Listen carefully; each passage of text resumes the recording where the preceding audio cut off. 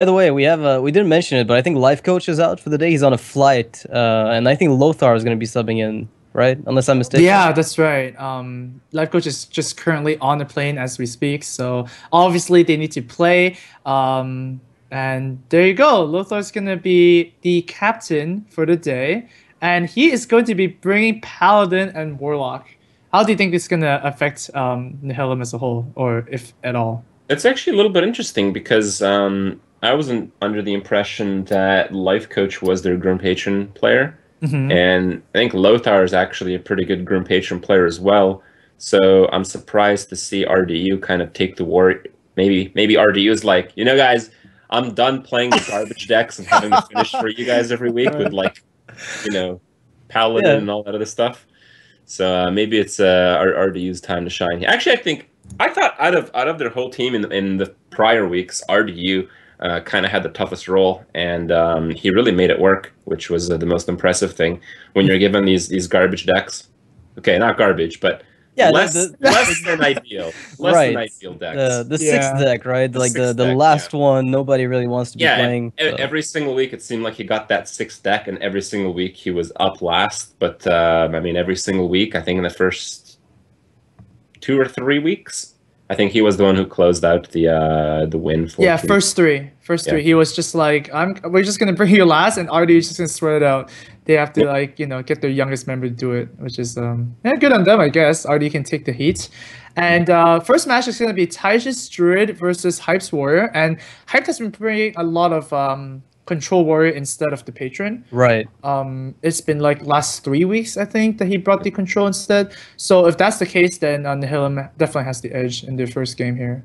Yeah, I'm pretty interested to see like how different maybe his Control Warrior is, because it's one of those decks that right now doesn't, how it used to be super standard. There's a lot of tweaks that can be made to the deck because the metagame is so volatile sometimes. Okay. So I kind of like Hype just building it. I think he was the first one to bring it in the team league.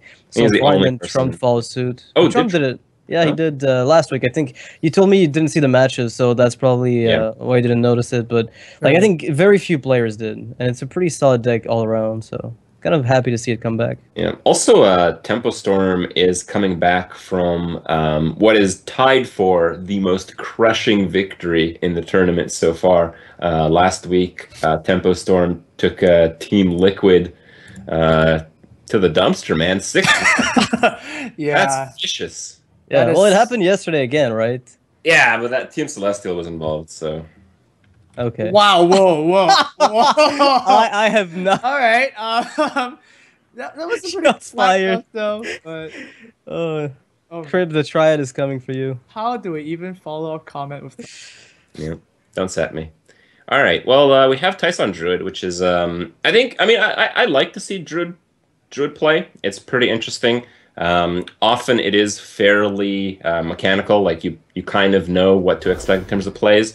But I feel from casting Thijs over so many months and him playing Druid in almost every tournament I've ever cast, he's really one of the players that produces like plays that seem weird but work in the end. So I think that's really the mark of a very, very good Druid player.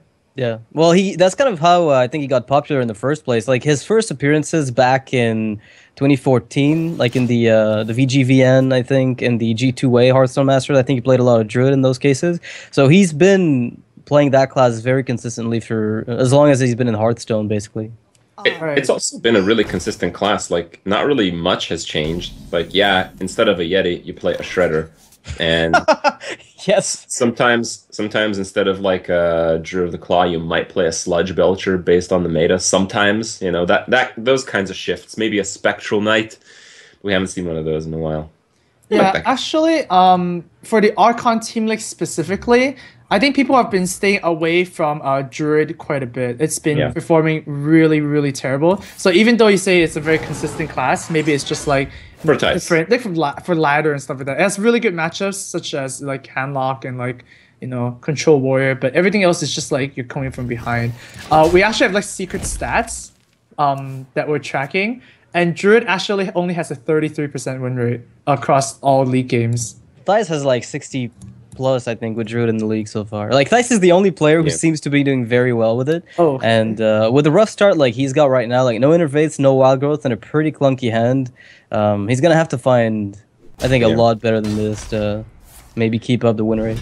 Well, what I meant by that is Thijs just brings Druid to like every single tournament. That aspect of Thijs is consistent, but yeah, of course, we've talked about how Druid has kind of fallen quite a bit in the tournament so far. Mm-hmm.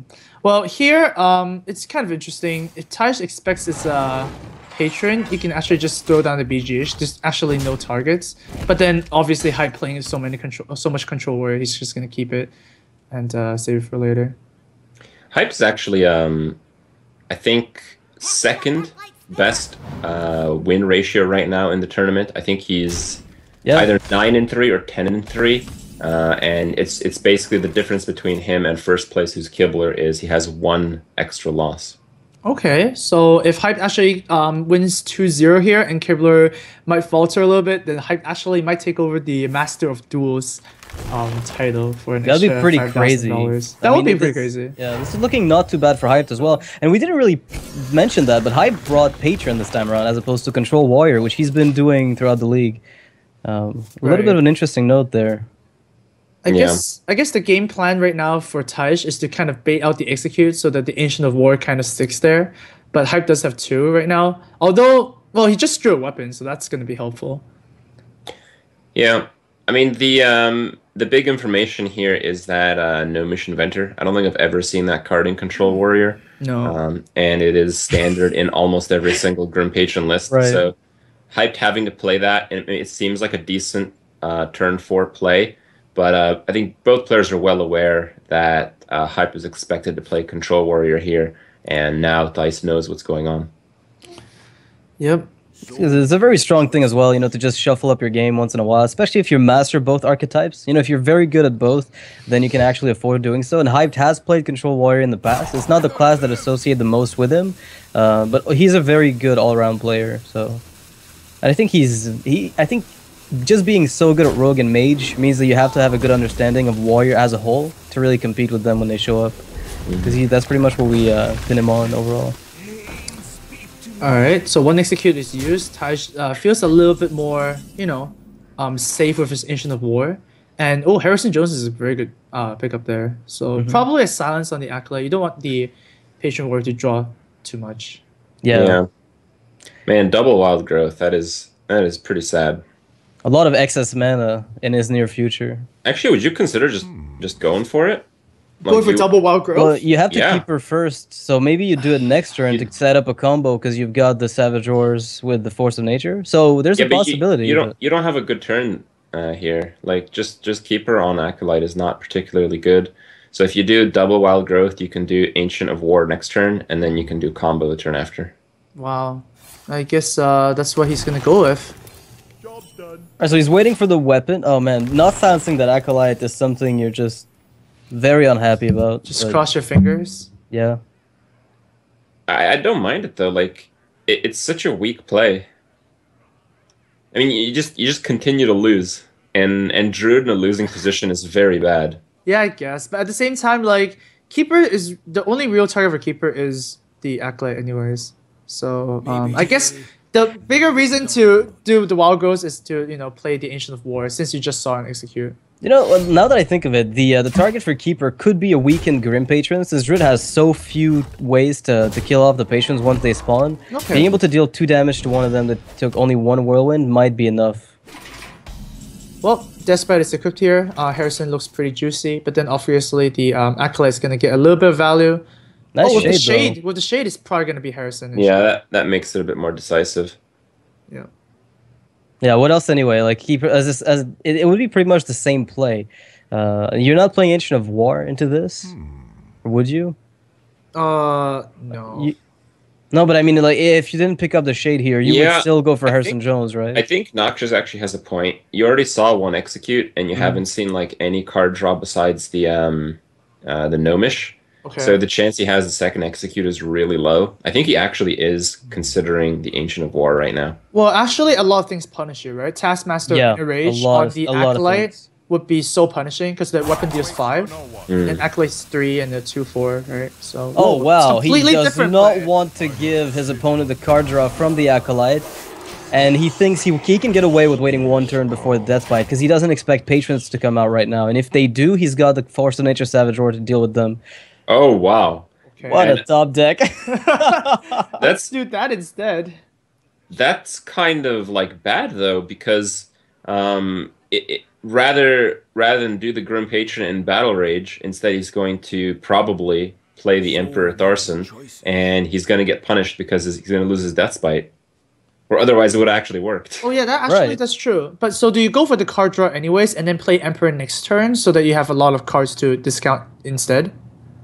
I don't know. It just looks so like you got 3 and some card draw worth of combo pieces. It just looks so juicy. Yeah, I would probably pick it up because I mean, you can still get Emperor with Frothing Berserker value a bit later, and the 2 Patrons on their own are going to be annoying enough for the Druid to handle. 4 cards for Battle Rage right now. Mm-hmm. That seems like a lot. Oh, is he going to take just the 3? Oh. Or not even? Alright. Could go somewhere in between. So does lose the Death Bite but plays Emperor instead. That's pretty sweet. So now he's not vulnerable to weapon hate, but the thing is he doesn't expect it anyway, since Thais, he thinks, would have probably already played it if there were some. Why did Hype do that? Hype Is that one of those unhappy moments? No, he's pumped up. You just have to get up. His adrenaline is like rushing, man. He just needs to get up Okay. and spend some of that energy. Yeah, that's exactly it. All right. Well, Druid of the Claw, Savage Roar does clear here. That's not too bad. Oh, I would just use Force here, to be honest. Because Druid of the Claw can actually like kill a patron and still leave a 4/1 body behind. No, it looks like he's going to play Druid of the Claw and Taunt, actually. Oh. Yeah, because the Shade trades for Emperor, and you can always tank that 2/3 with the Druid of the Claw. Okay, makes sense. Or you can attack it as a 4/4, I guess. It also might even soak up and execute, right? Right, and that's what you're hoping for, since you've got the Ancient of War, as we mentioned earlier. Mm-hmm. Alright. Oh god. Ooh. Good thing there's no Whirlwind effect for Hyped, because Thais would be just blown out of the water here. Well, there might be. I think he's casting at least 1 Battle Rage this turn. Oh, definitely. All right, goes for the cheaper one first. Uh-oh. Oh. Not quite there, but... Here's some whirlwind effects for you. Mm-hmm. Do you go for the second Battle Rage now, or is that not worth it? I guess you could. Are you really developing anything this turn? Probably really. not, right? You wanna- probably actually just killed the Druid of the Claw with a Cruel Task. Oh, maybe not anymore. Oh god. Wow. That's a lot of whirlwind effects. And to be honest, Tesh is only at 17 health. So he's pretty much dead. If nothing Yeah, dramatic that- happens. Yeah, the Execute's gonna stay in Hyde's hands for now, I think. Unless he wants to go for the Whirlwind Execute right now to set up a cleaner board next turn, but that's a little bit of an overzealous play.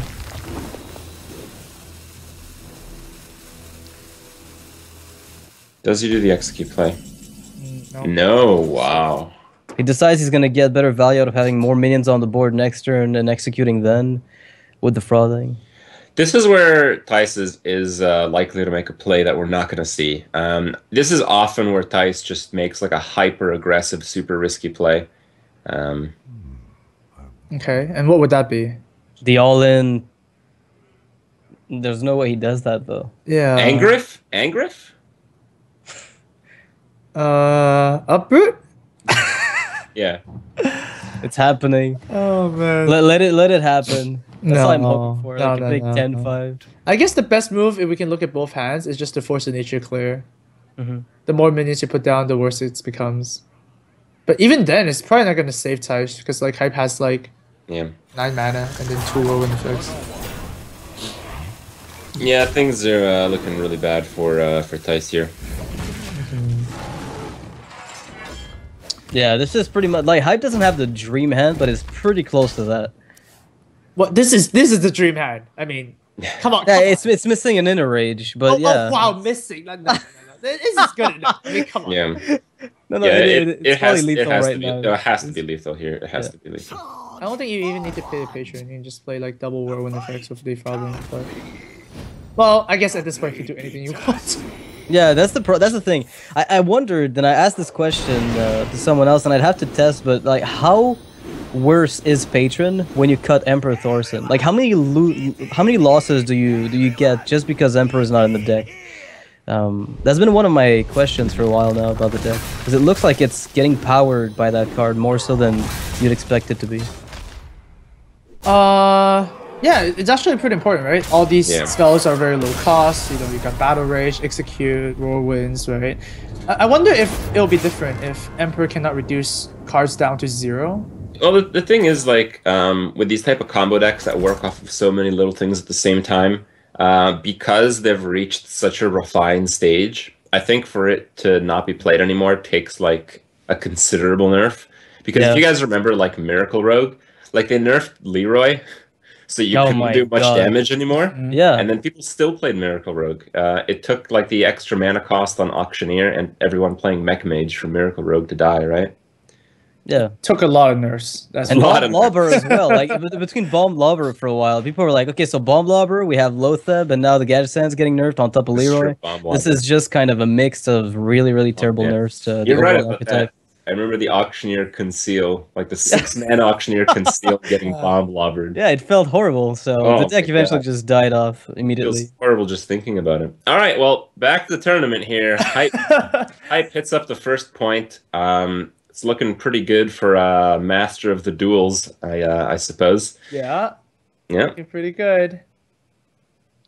Now, coming off of a loss, I don't think it matters too much. Actually, I think it's maybe a bit surprising to open up with the Druid, it being maybe one of the weaker classes overall, as we talked about. Well, how many good matchups does it have? Sorry, go ahead. Yeah, actually, in the past, players have been queuing their less consistent decks first, just to get a win first. So, like, especially Valleytown, right? They always get Kibler to play Shaman first. So maybe Taish was expecting that they just want to go with a weaker class overall first. But, you know, patron win is a patron win, you know? Just get it over with. Yeah, I could see that. So one of the things too with the like queuing up with your early classes that are bad is if you like, you can basically smash your head against the wall until you get a win. And worst case scenario, a bench this early might not matter as much because you can still navigate kind of the matchups with your other classes. So maybe that's the reason they tend to queue those. That's kind of an assumption I'm making. Well, in the dream situation, you kind of want the your worst classes to just take a win immediately, like sneak a win, and then have more chances for your consistent classes, right? Like Patron Warrior, sure, you're going to kill yourself sometimes with bad draws, but like with the number of games that you're going to play, it's going to get a win sometime. So, yeah, it's a valid point that you want to, you know, queue with your weaker classes first, because you have to win with everything anyways. I'm kind of curious to see stats on like the opening deck, because just going off like a feeling, it seems like Patron Warriors opened up a lot of tournaments so far. Yeah, a lot. We have a lot of Freeze Mage versus Patron Warrior opening, and I guess the other side of the argument is that you want momentum, right? You just want to win first, and then demoralize your opponent, make them play around the bench rule, and you know, win that way. But Taish is going to actually go again. And once again, if he loses, then he's going to be benched until someone else wins a game from his team. He can't be able to play. And he's going to match up against Eloise's Warlock.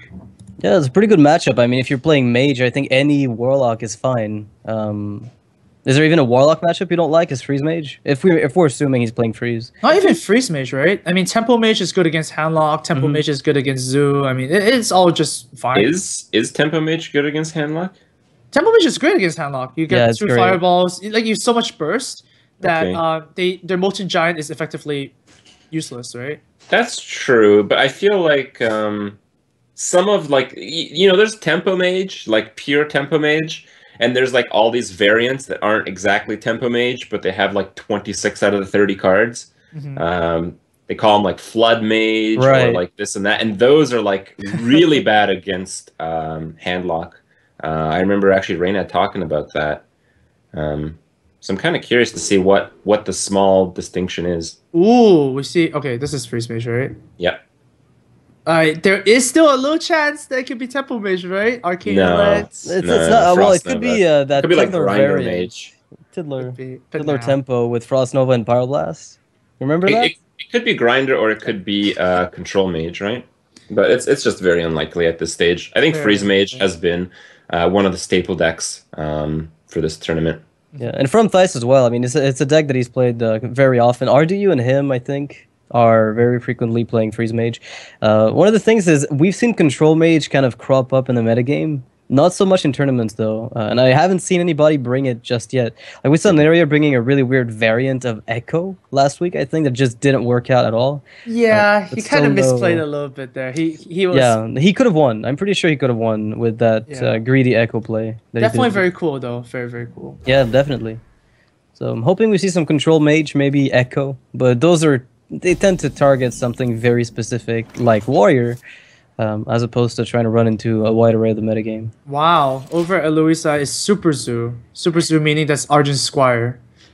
And it's a pretty good And hand for this type of Flame deck. Imp. Oh, It's actually really good because, like, once again, like the Zoo decks right now run Void Caller and Mal'Ganis, Dr. Boom, and stuff like that. So actually, gives up a lot of early aggression. And with this play, you're actually putting 4 power on the board turn 1. Sometimes we don't see that in Zoo anymore, right? We see like Haunted Creeper, Nerubian Egg. They actually don't put pressure on the Freeze Mage at all.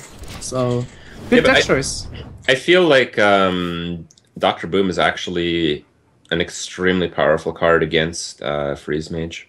yeah, it's insane against them. The thing is, it's so weird because you want to play it on curve, and that's amazing, but sometimes you just want to keep it for later when you've popped the block, assuming you've got enough power on the board, of course. I don't know. You wait, but you just get the Mage at like a few life points, and you Yeah, wait for exactly. that Doomsayer to come down, and yeah, That's true. that happens more times than people Mm-hmm. like to believe. Actually, Yeah, that's true. Well, here, 2 choices really: the 2/1 drops or the single 2 drop. I think I actually like the 2/1 drops a bit better because they put more power on the board. yeah. It's also that just having a lot of 1 health creatures at the same time makes it so the Mage is not likely to ping him down. I mean, he's going to play Acolyte anyway, but Right. if Thijs didn't have the Acolyte, he probably would have gone for a ping on the Flame Imp. what a great draw here for Eloise. Oh, the silence we're definitely going to be keeping For Doomsayer. for Doomsayer or like a Yeah. freeze, right? Mhm. That would be like much more important. Oh, and that is a pretty damn good draw. Yeah. What do you mean, getting Mal'Ganis for free is good? Yeah. Usually, yeah. Turns out it is. Turns out it is. Still, I think this match is heavily like Freeze Mage favored, even though things are going really well for the Warlock already. Yeah. It's very lopsided for the Freeze Mage, which is why it's kind of nice to see the Warlock for once has really good momentum at this point. Usually at this point, they've already lost a few minions to Frostbolts and maybe even an Acolyte or Mad Scientist. But she's still on the board and not even getting contested for the time being. Right. Well, I think Frostbolt Ping here is a reasonable play, because if you don't do that, you have to play Card Draw, and Card Draw is really weak right now. I like that too because you just want to stop the bleeding as much as you can. Oh wow, just gonna go for the card draw. Okay, Taj just feels safe. He's like, whatever, I've got Ice Barrier and Healbot. That's 16 extra health. Good luck with that, Zoo. But if any deck can put together enough recurring damage, I think it's Zoo. Do you choose to deal with this Acolyte? I think you kind of want to do that. You might sack the Imp since you basically have nothing else to do with it, and it's likely to die very soon.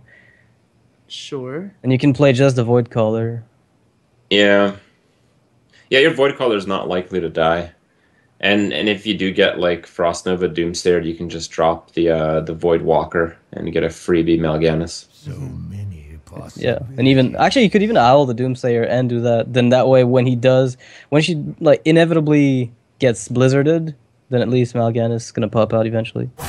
It's not too bad. I think Eloise can navigate this somewhat, but I think getting through the Ice Barrier and the Heal Bot is gonna prove to be a bit more difficult than it looks.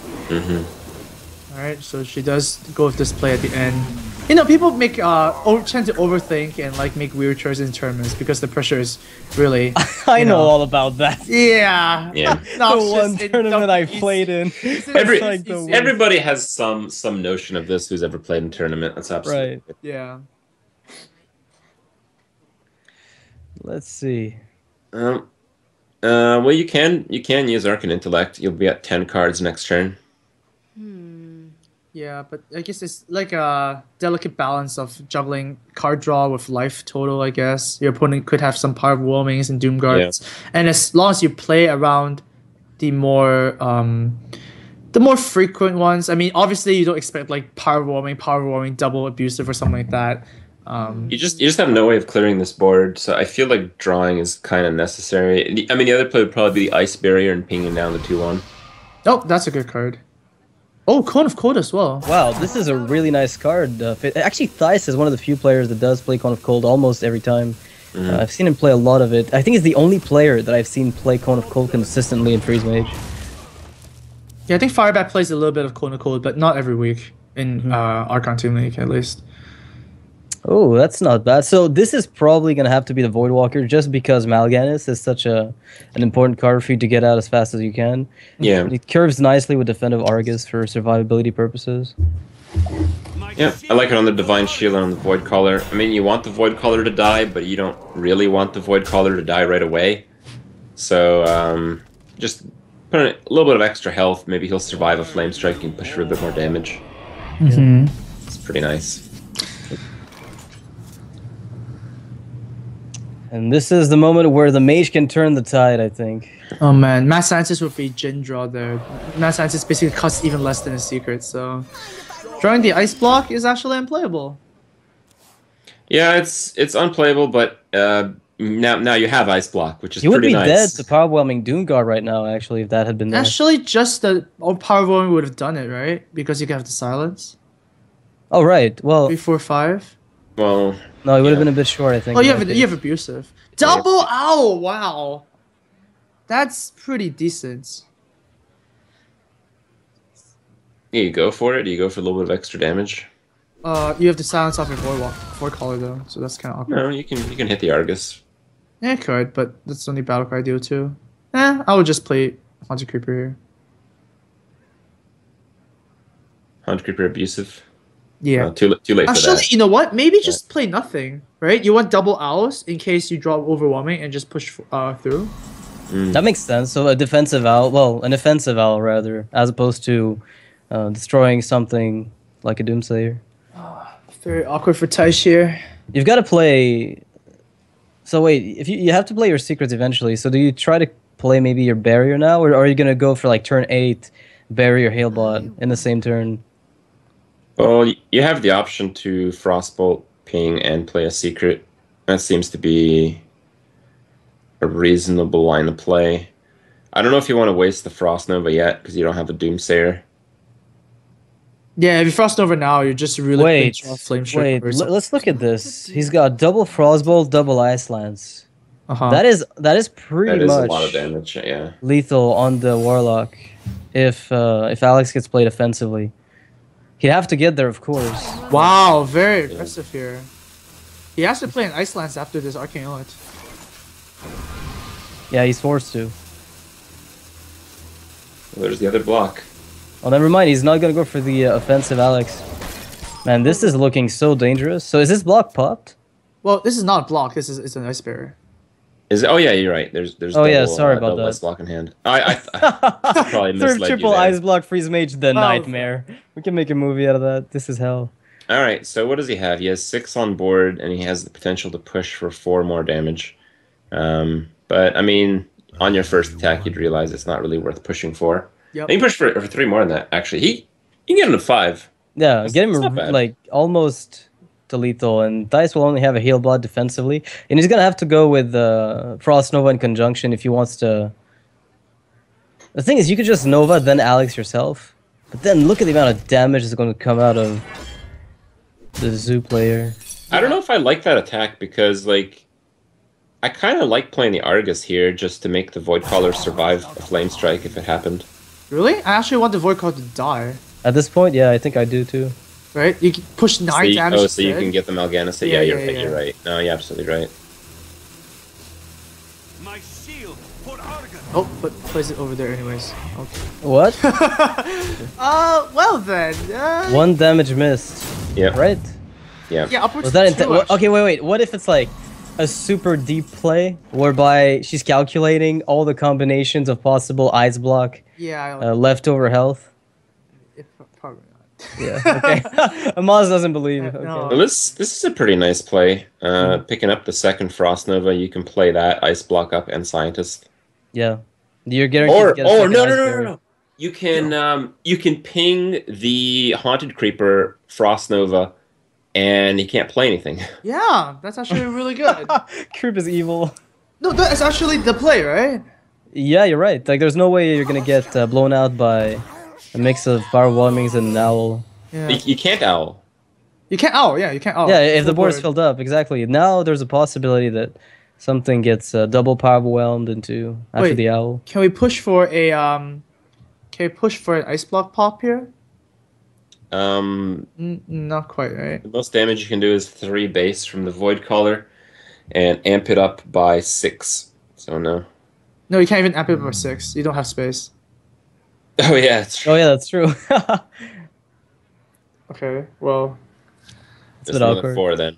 Well, I mean, thankfully for Eloise, there's no Doomsayer, right? I mean, if there is a Doomsayer, I'm pretty sure the ping on the Haunted Creeper would have happened, right? So just to guarantee it. Well, no, yeah, you can still do that next turn. Oh yeah, oh yeah. Oh, just repeat. Oh man, this is why it sucks for the zoo against the freeze mage, right? You just feel so helpless. You just can't do anything. It just Yeah, throws it's off. closing the game that's really difficult. I feel like you have to find the double power whelming sometime in the mid game, because that's really what's going to carry you forward. Like that extra burst is a really big deal. Well, this out effectively dealt 8 damage. Oh man, Emperor Nova, is that? Oh, Emperor Nova is pretty sick. Yeah. How does she even alright. deal with that? She can't. Emperor's gonna get another turn, right? Right, but Dice doesn't like start winning with that. Like it, Well, there's a possibility you Can't can finish. then play Alex offensively, and then combine your Frostbolts with a potential top decked Fireball. That's Yeah. gonna like give you the win. That's right exactly the away. point. He Yeah. still needs to come up with something in these next few turns. Mhm. Like it's looking like Dice has complete control over this game, but Alright. if he just blanks out in the next 2 turns, he's still gonna lose. Pretty hard to blank up right now because all your spells are either AoE damage or just direct damage.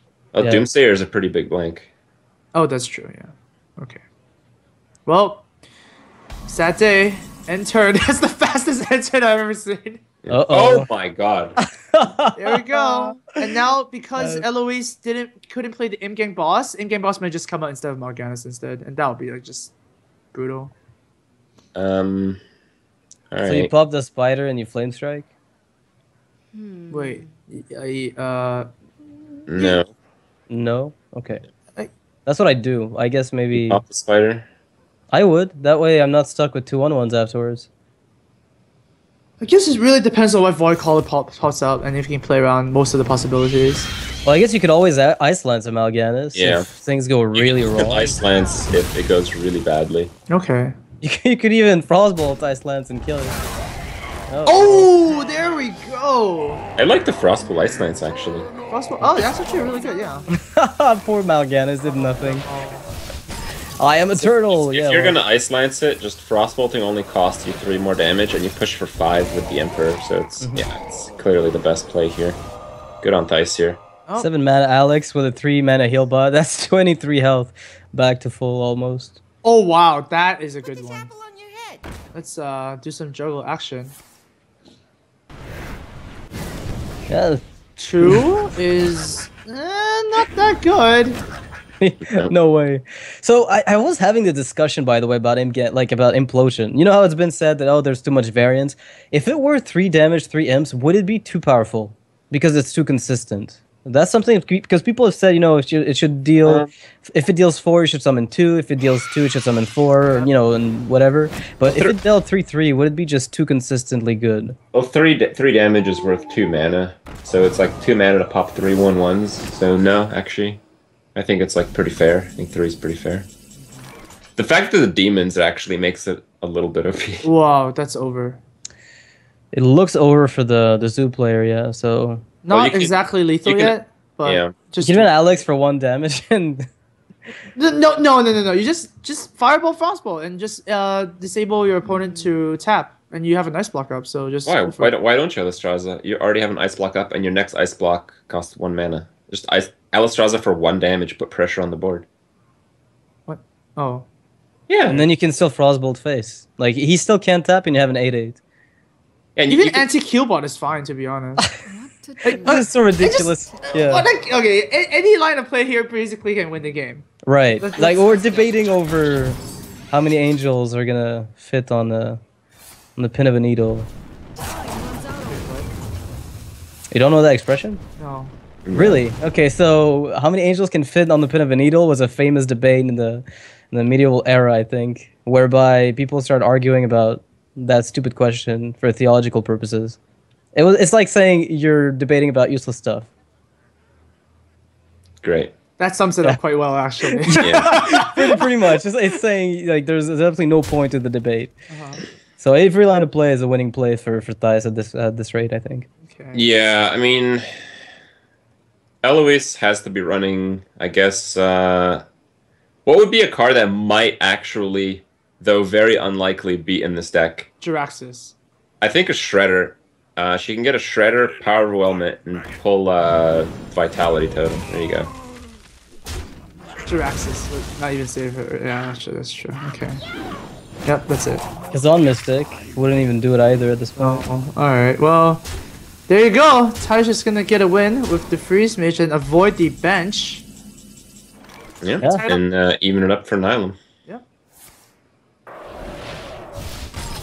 Pretty good stuff. Well, Freeze it's one of those Mage things, right? shown its dominance over the aggressive decks yet again. Yeah, It might it's be the reason different. people play it, I think. It's just as Amaz mentioned yesterday when we were casting, it's got so many so many polarized matchups that it's bound to run into something it wins. Yeah. And it seems like if Eloise actually went with a bit more aggressive play, like early on, instead of the Haunted Creeper, the damage would have ramped up quite considerably, and Touch would have been forced to make like different decisions, maybe. Maybe. I mean, I think even with the most aggressive plays, I don't know if she could have pushed for. I think at the lowest point, Tice was at like 8 life, I think, but Yeah. everything was Yeah. frozen, completely frozen. slightly sub 10. Yeah. It's possible if she was able to proc a block, and I think we're mostly going back to turn 2, where she had the option to do a double 1-drop. Instead, Right. she played a Haunted Creeper. If she played a double 1-drop, she probably would have pushed. She may have pushed that difference. I think you might be right. It's just kind of hard to analyze because Yeah. the Haunted Creeper provided nice trades with the abusive against the Acolyte. So, I mean, if you had all bad things on the board against Acolyte, Yeah. But the then point maybe is, you'd drawn more cards. Maybe the Acolyte would have got a kill, so maybe it wouldn't have done more damage. Hearthstone's complicated. nah. you know? The Acolyte doesn't have taunt, so you have to go for face. Yeah. Right? So you're It's missing more- face exactly. damage. Playing the Haunted Creeper with the value tree actually missed damage, so...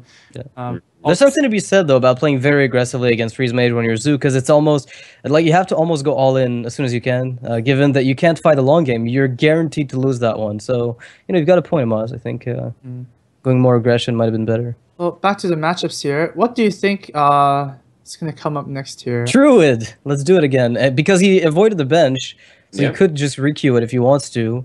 And if he runs to the Mage from Hyped, that could be a good matchup. Although the rest isn't looking exactly amazing, so Yeah, it could really be anything right now. I think that Well- Druid is going to be a big problem for Thais. I think the only prediction you might have is it's not that likely that Eloise will play. I mean, she's playing Paladin and Zoo Warlock. That's probably like 2 aggressive decks. And, I mean, if bad things happen, she will be benched. And how many aggressive decks do you still have in the lineup? Like, Hype is probably playing Freeze Mage. Gar is probably playing, like, slow decks. Oh, wow. Well, turns out RD is going to be queuing up a good I gotta matchup. go, guys. I'm being... Well, actually, you know what? That was very good analysis, Crip, because this is a bad matchup for the Warlock, right? Are you running Hunter instead? So if they had you for an analyst, man, they wouldn't be in this situation, Chris. That's right. So It just feels like if Eloise gets benched, they have very few options to play an aggressive deck, and that gives Nihilum a big advantage.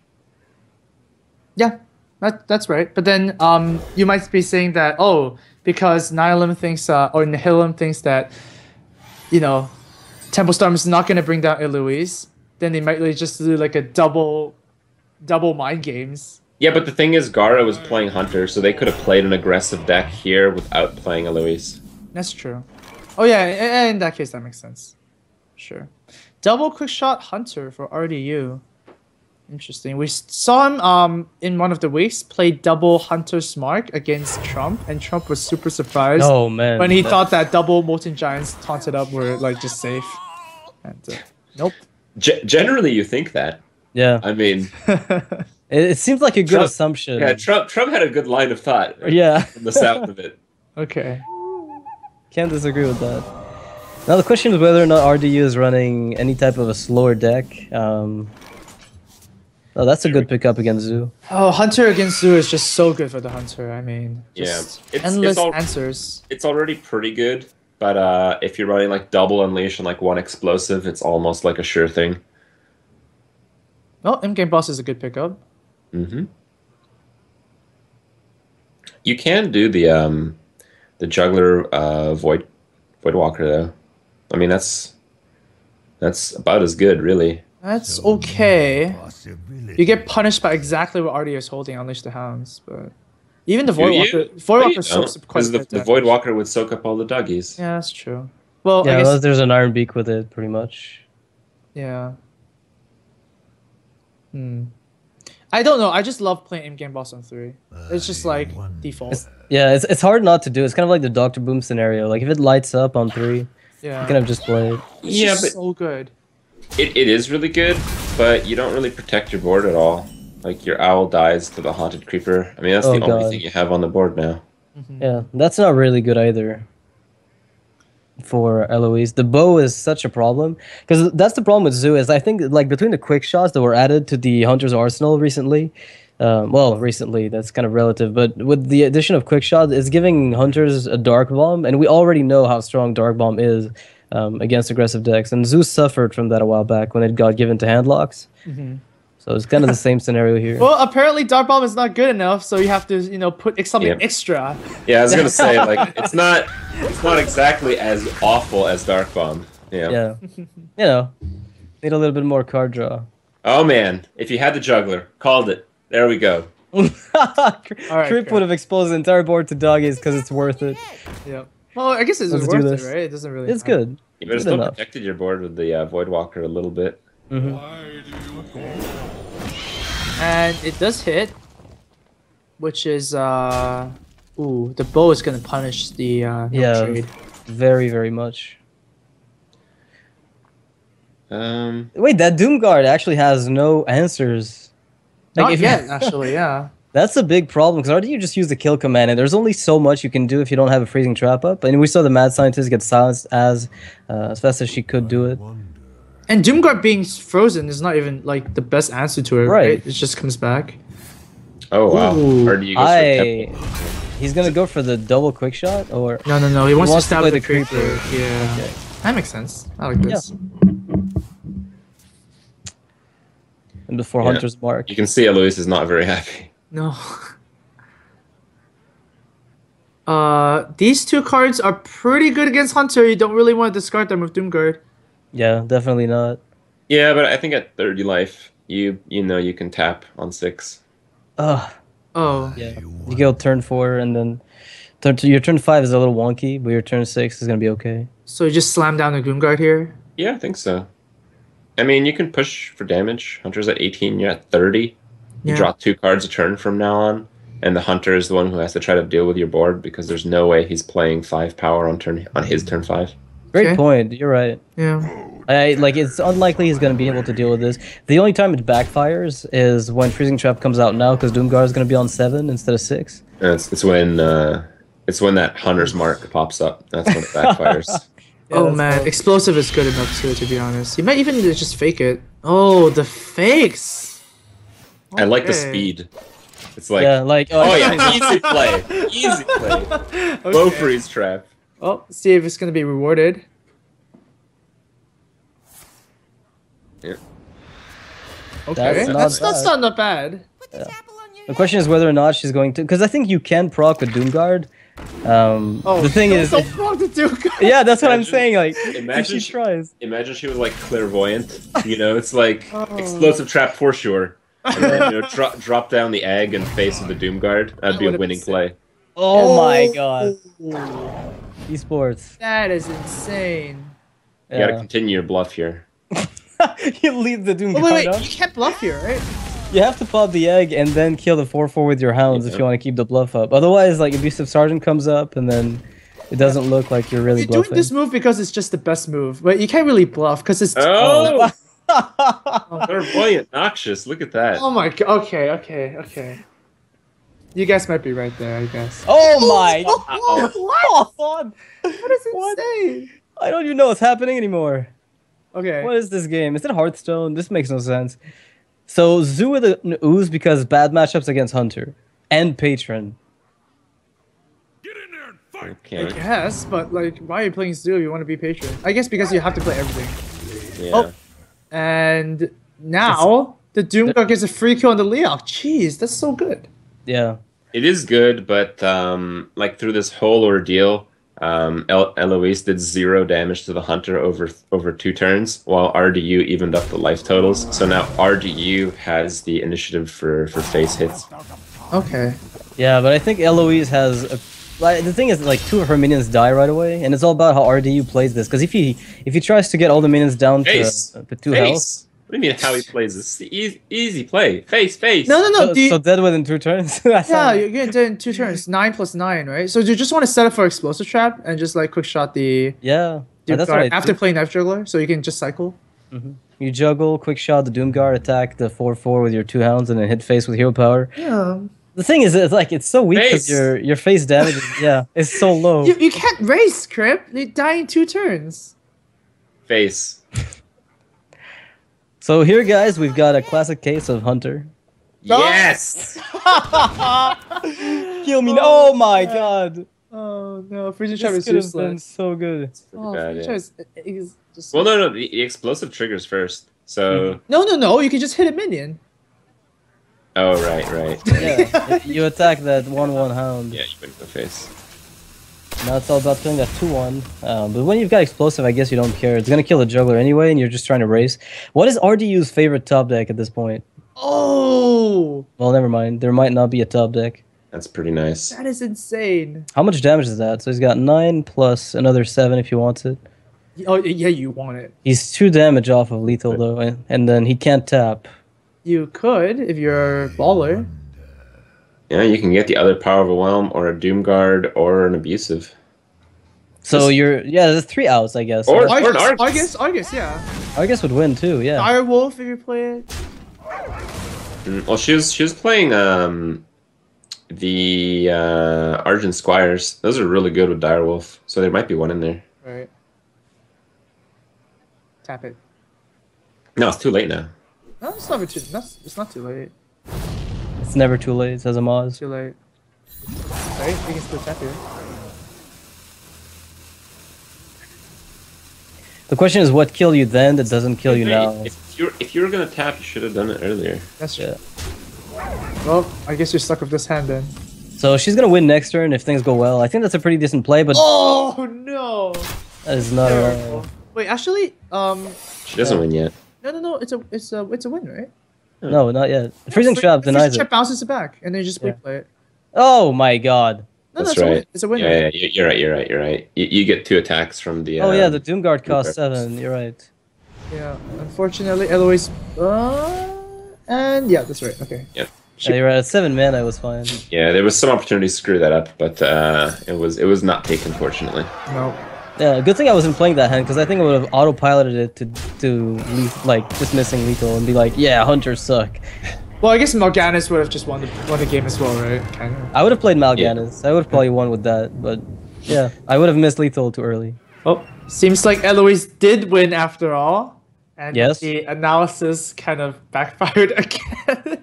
No, it's Hearthstone. Interesting. You play the odds, and I think the matchups favored the hunter. So That definitely does. Yeah. Yeah. In the words of RDU, sometimes you don't draw with the cards you need, and then even the best matchups can end up in a loss. yeah, you can't do too much sometimes. Yeah. And now Nihilum gets to the throw in their next class. What will they do? Yep. Do you throw Lothar in the ring? Has the time Lothar come? in the ring. Wait, so there's a freeze mage from Temple Storm. And it's starting to narrow down. Like, you really want to target the freeze mage with your druid, is my guess. Like, there's really no matchup in there that you want to pick up as Thijs than Hyde's freeze mage. Yeah. Well, yesterday we talked about the advantageous position of having one win on each of your 3 players. So maybe it's Gar's time to shine here from Tempo Storm. Yeah, So maybe. what do you play to counter that? Paladin from Lothar? Just throw that in and maybe... Can you counter it? Like, I don't think Gar is running Mech Shaman, is he? He does run mid-range Shaman quite a bit. Yeah. So we'll have So to see. he's playing like perhaps polarized decks. He might be playing like an aggressive hunter and mid-range shaman. So you can't. I mean, it is the range that those 2 decks cover is just basically everything. So you can't really play into that if you think Gara is going to play. I think we're still at the stage where you just throw out a deck right now. Okay. Well, what about Hunter from RDU? Like, at worst, it's a coin flip, so you just try that again. Like, really? against Gara, isn't it? You want to perhaps bench your Patron Warrior? Oh, that's never good. 'cause there's You a know freeze what, mage, right? Crip? You know what, Crip? No.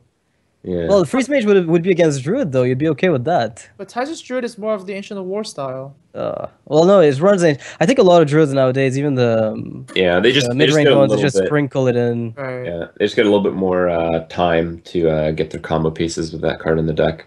Yeah, still double combo though, but then losing the shade early on, Yeah, he's playing 1 shade, 1 ancient, I think, from what we saw last game. Right. So yeah, it's splitting between the 2 poles of what the deck usually does.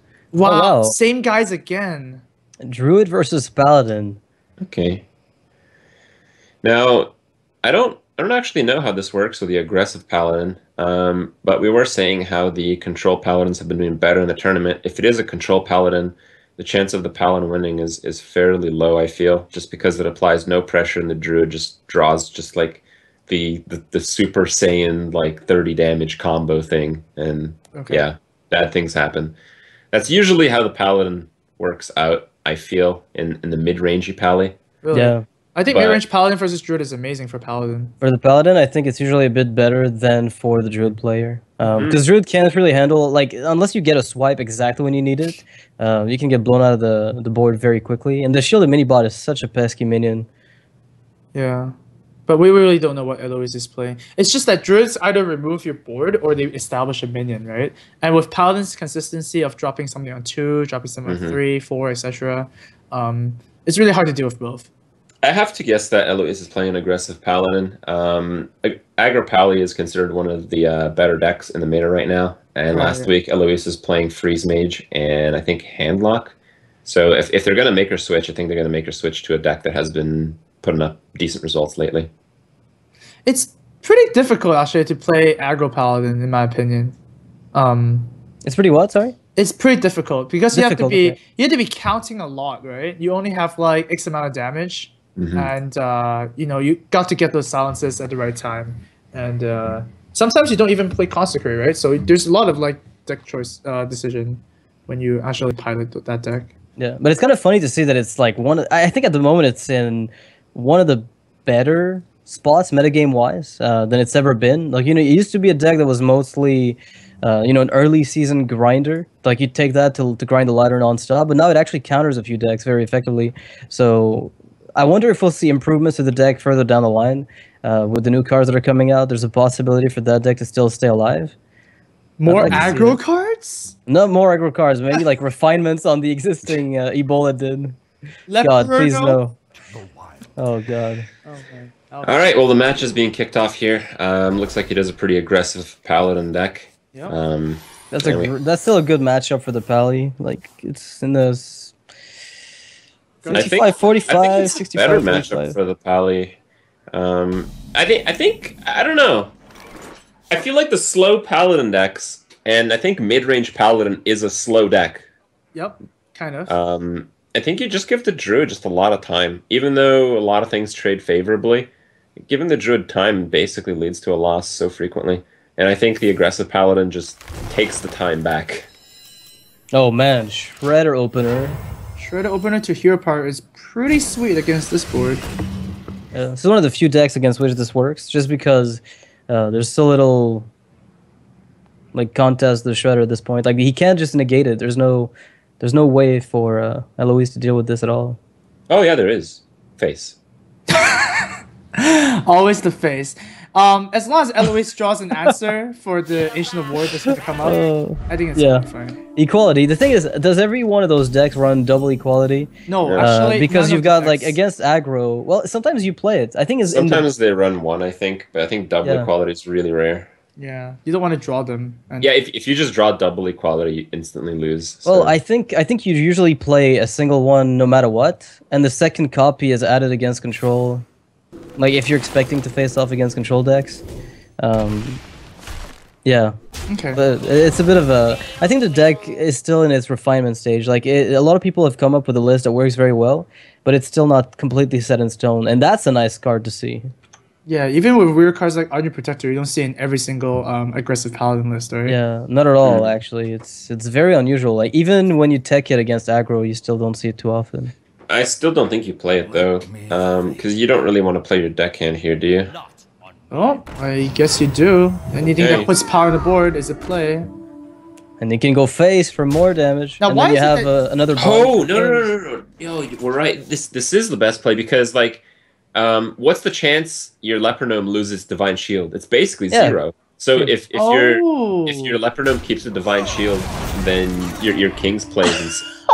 Well, it's losing Divine Shield. this is not. This Kings is going nowhere. This It's not. King's- It's still not gonna lose Divine Shield. You're gonna play the Shade. Yeah, no, it's gonna lose the Divine Shield by attacking. Yeah, that's true.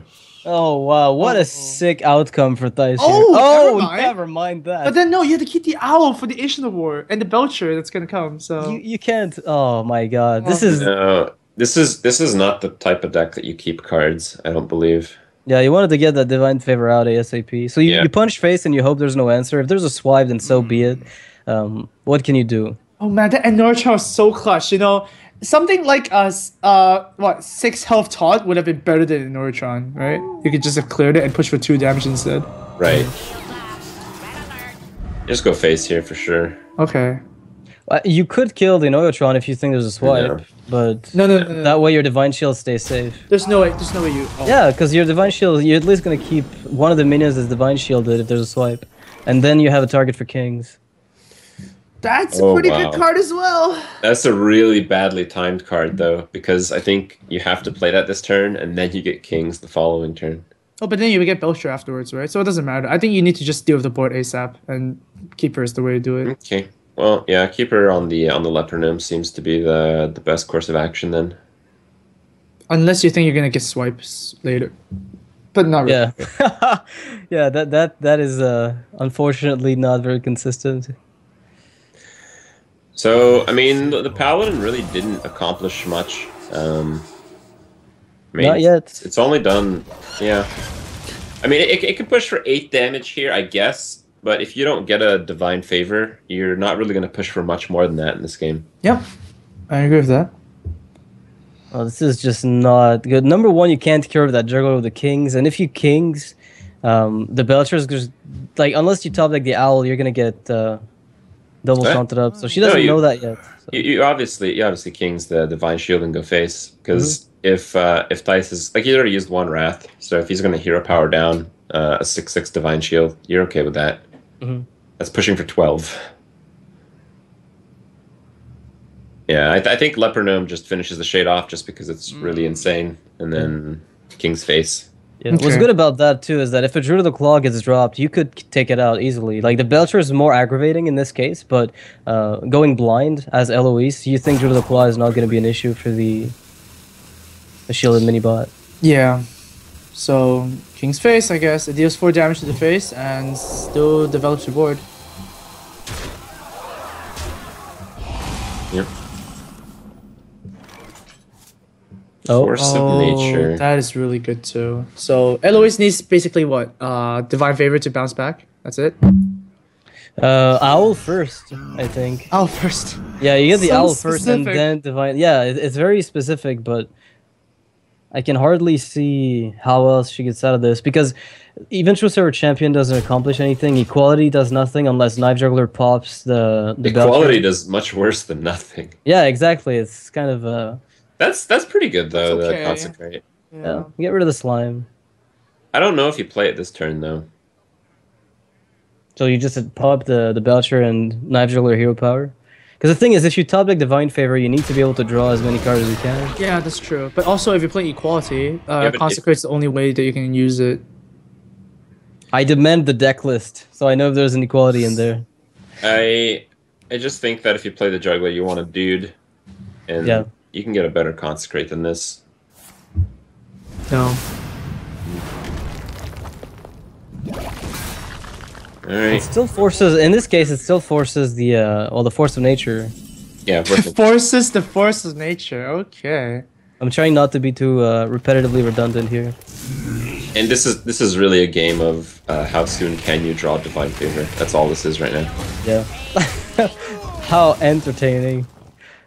Are you not entertained? Oh, not a bad top deck. That's 8 damage, but without an owl, this Ancient of War is not going to do much. You really wanted like an extra mana crystal here to push for a board and with the True Silver.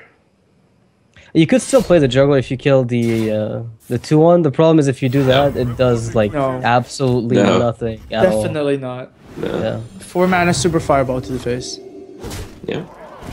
Yeah, Well, True Silver's a really good face card if you think about it. It's 4 mana. Yeah, it does 8 damage, but you also gain 4. So it's like a 12 damage swing for 4 mana. You compare that to Holy Fire, it's like significantly better. Yep, pretty insane. Is this a silence? No. No, but it's phase damage when it dies. True. So it's like a 2-1 to charged face. Yeah, but like the Druid doesn't really need more cards. So, I mean, the Druid essentially has the 5 health from the lore, 3 taunt creatures, Savage Roar to finish the game if things start going well. Yeah, it's pretty rough for Eloise here. Nope, Knife Juggler agrees with the face though. Wow. That's consistent with the game plan. Yeah, that's for sure. So here we're gonna see Equality top deck into Avenging Wrath top deck. Oh, Avenging Wrath would be sick. It's lethal, right? Avenging Wrath? Yeah.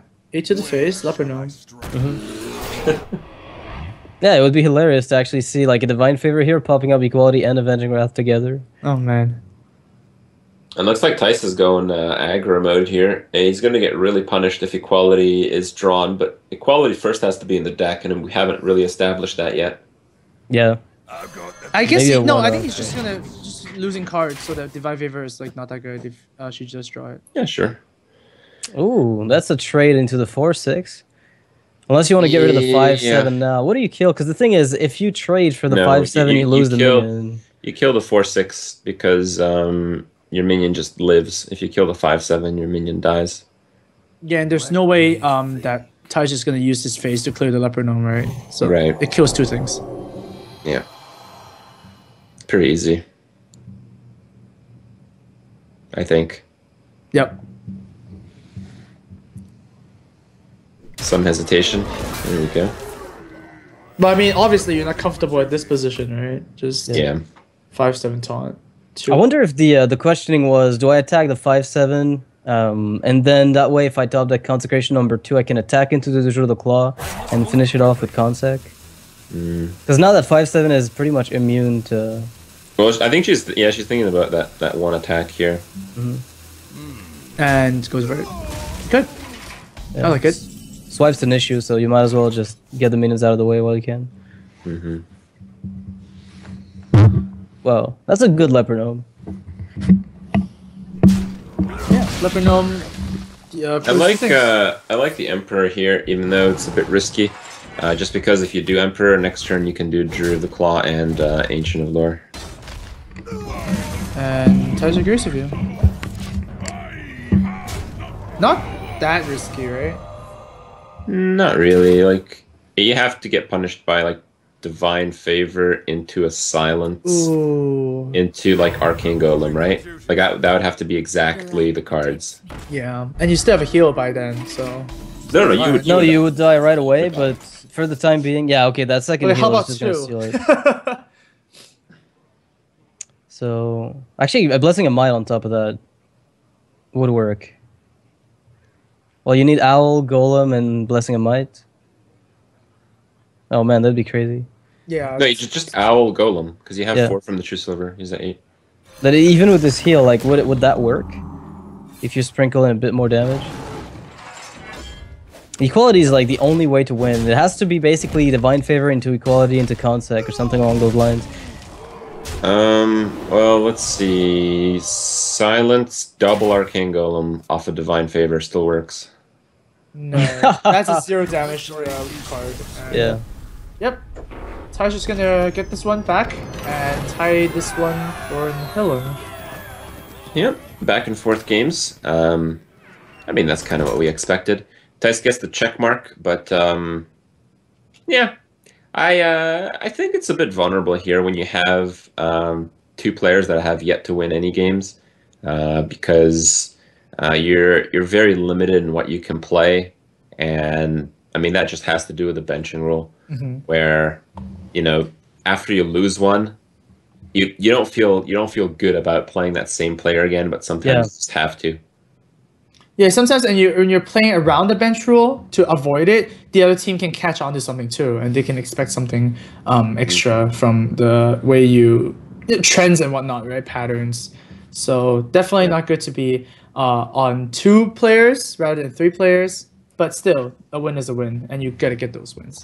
It's interesting. Yeah. There's somebody who's tweeting about Spectral Knight. Like you talked about it earlier. They're saying implosions everywhere, so they really like playing it in Druid. Well, Funny. Spectral Knight used to be a thing because back when it was played, people were still playing very spell-heavy rogue decks, and they were very popular.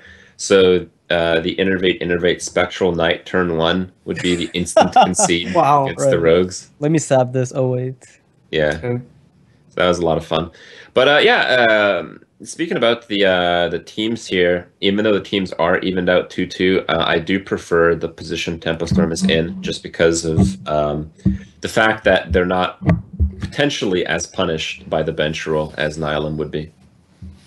Yeah, makes sense. I mean, if I was Tempo Storm and I was facing Nihilum's Lothar and RDU, every time they lose a game, I'm gonna expect them to just switch players, right? Yeah. Because the bench rule is just so punishing. When you have 2 players that haven't won any games, Exactly. that bench rule is like maxed out right now. Yeah, but it's pretty good for Thais that he managed to get the Druid out of the way without even having to face the favorable matchup. Like, I think Thais right now in the league, he's at like 5 wins and 4 losses with Druid, or 6-4 or 5-3, something along those lines. But he's got a positive win rate, which is arguably the best that anybody's managed in the league so far. Going back to the fact that we talked about that a bit earlier. So it's kind of impressive to see that even though a lot of people disagree with Druid being picked up, he still manages to get the wins, even in a bad spot like this one against Paladin. Tice also did very well last week. Tice 2-0'd last week, while RDU and Life Coach each dropped 2 games. So, yep. But that's kind of expected. I think RDU kind of has a fairly poor win ratio, but it doesn't really describe the full picture of what's going on. He's always the one stuck with the less than ideal decks, having to close out the last game, and it's much harder to win those than it is to win the first few. Yeah. There was 1 week I think Life Coach took that the off deck, so to speak, and he lost twice with it before he won it, so had a bit of trouble with it too. If you're just looking at the stats alone, it right. might seem like RDU is like not performing as well. But if you're watching the show, you can see that, oh wow, RDU is actually like, might be sealing the deal for Nihilum every single time. Yeah, I remember in the early first weeks he had, I think the first week was a really rough one for him, and that's when he started talking about how different it was when you're forced to win for your team. You're not winning for yourself. You can handle your own losses, but when it comes to a team format, then he felt a lot of pressure, but the teammates were really supportive. Isn't that the thing though? Like if you lose your own games, you feel slightly less bad. But if you lose a game and you kind of have to hurt your teammates, that just feels like so much more pressure. So much you just don't want to fail, right? Yeah. Yeah. That little bit of extra pressure can get to you. Early on in competitive Hearthstone, it was certainly like that. You played in the matches, right? What is this called? Yeah. Fight nights? Yeah, exactly. And, oh my god. Whoa, that sketch of Lothar is amazing. Holy cow. I am a Photoshop master. Oh man. Yeah. So Lothar once again is subbing for life coach. To You know what? They should have taken a picture. Okay, did you guys catch his stream this morning? He was role playing as life coach, and he literally roped every single turn for all of his stream. And now that he's replacing him in the league, I think it's very fitting. But they should have taken a picture from him the early stream we had today. I just caught the end of that VOD because it was on Reddit, and those actually climbed to like Legend 13 or something like that. Yeah, he was like almost in the top 10 legend, playing patron and thinking every turn through for 75 seconds. That's exactly my point. You know, deliberately thinking out every single turn in the maximum duration. There might be something to that, you know. Kurt, please. We need we need. Oh my god! To not life coach is on the left. And... Oh my god! Yep. What am I looking at? Lothar coach. All right. Okay. Well, how about the Void Terror? I always like that card. There's always fun interactions with it. Yeah. But you don't keep it if you don't have something else to go along with it. You need a 2-drop. But what are you searching for ideally? Like against a mage? Are you looking for Nerubian eggs or more for knife jugglers? Any 2-drop really. Just the thing is, Nerubian egg. I mean, you know, Hype's probably playing a freeze mage, so the Nerubian egg is good, just not popped. Maybe even better. Yeah, as a protection, kind of like against explosive trap versus hunter. It's the same idea. Well, no 2-drop, unfortunately. The Power Overwhelm Void Terror combo is actually one that does dominate the freeze mage, but this is not a freeze mage. It's a Blingtron one. Yeah, Blingtron Mech Mage. Which was, I think, I almost want to say pioneered by Reynad in the tournament a long time ago. I'm not sure if it came into quote-unquote the mainstream before he played it. I think this deck was actually pioneered by anyone who bought more than 30 packs in GVG. Mech Mage with Blingtron? Yeah. The Mech Mage? Okay, I remember Blingtron in all sorts of funky decks, but in Mech Mage it's... Oh, come on. Everybody played this. This is the first deck anyone made after I didn't like Mech Mage. I thought it was boring. Oh well. Flame Imp. I guess it's good to rope that turn because sometimes he's role playing. Sergeant is maybe a little bit better than Flame Imp against the Mage on turn 1, or not. You know, whatever. Nice, sick. All right. At least I'm not lost right now. I can actually, like, I'm not confused. It still feels like it's a life coach. I'm not gonna have a psychosis midstream, for confusion purposes. All right. So what about this play though? Do you double 1-drop? Double 1-drop for sure too. Oh. Yeah, for sure. Okay. Because the Mage is all about like getting ahead. So if you just play too slow, you're never going to be ahead against Zoo. You're just always going to lose, and you're never going to win that game. It's like totally impossible. Makes sense. Voidwalker is pretty good here. Protect the Flame Imp from the from anything really.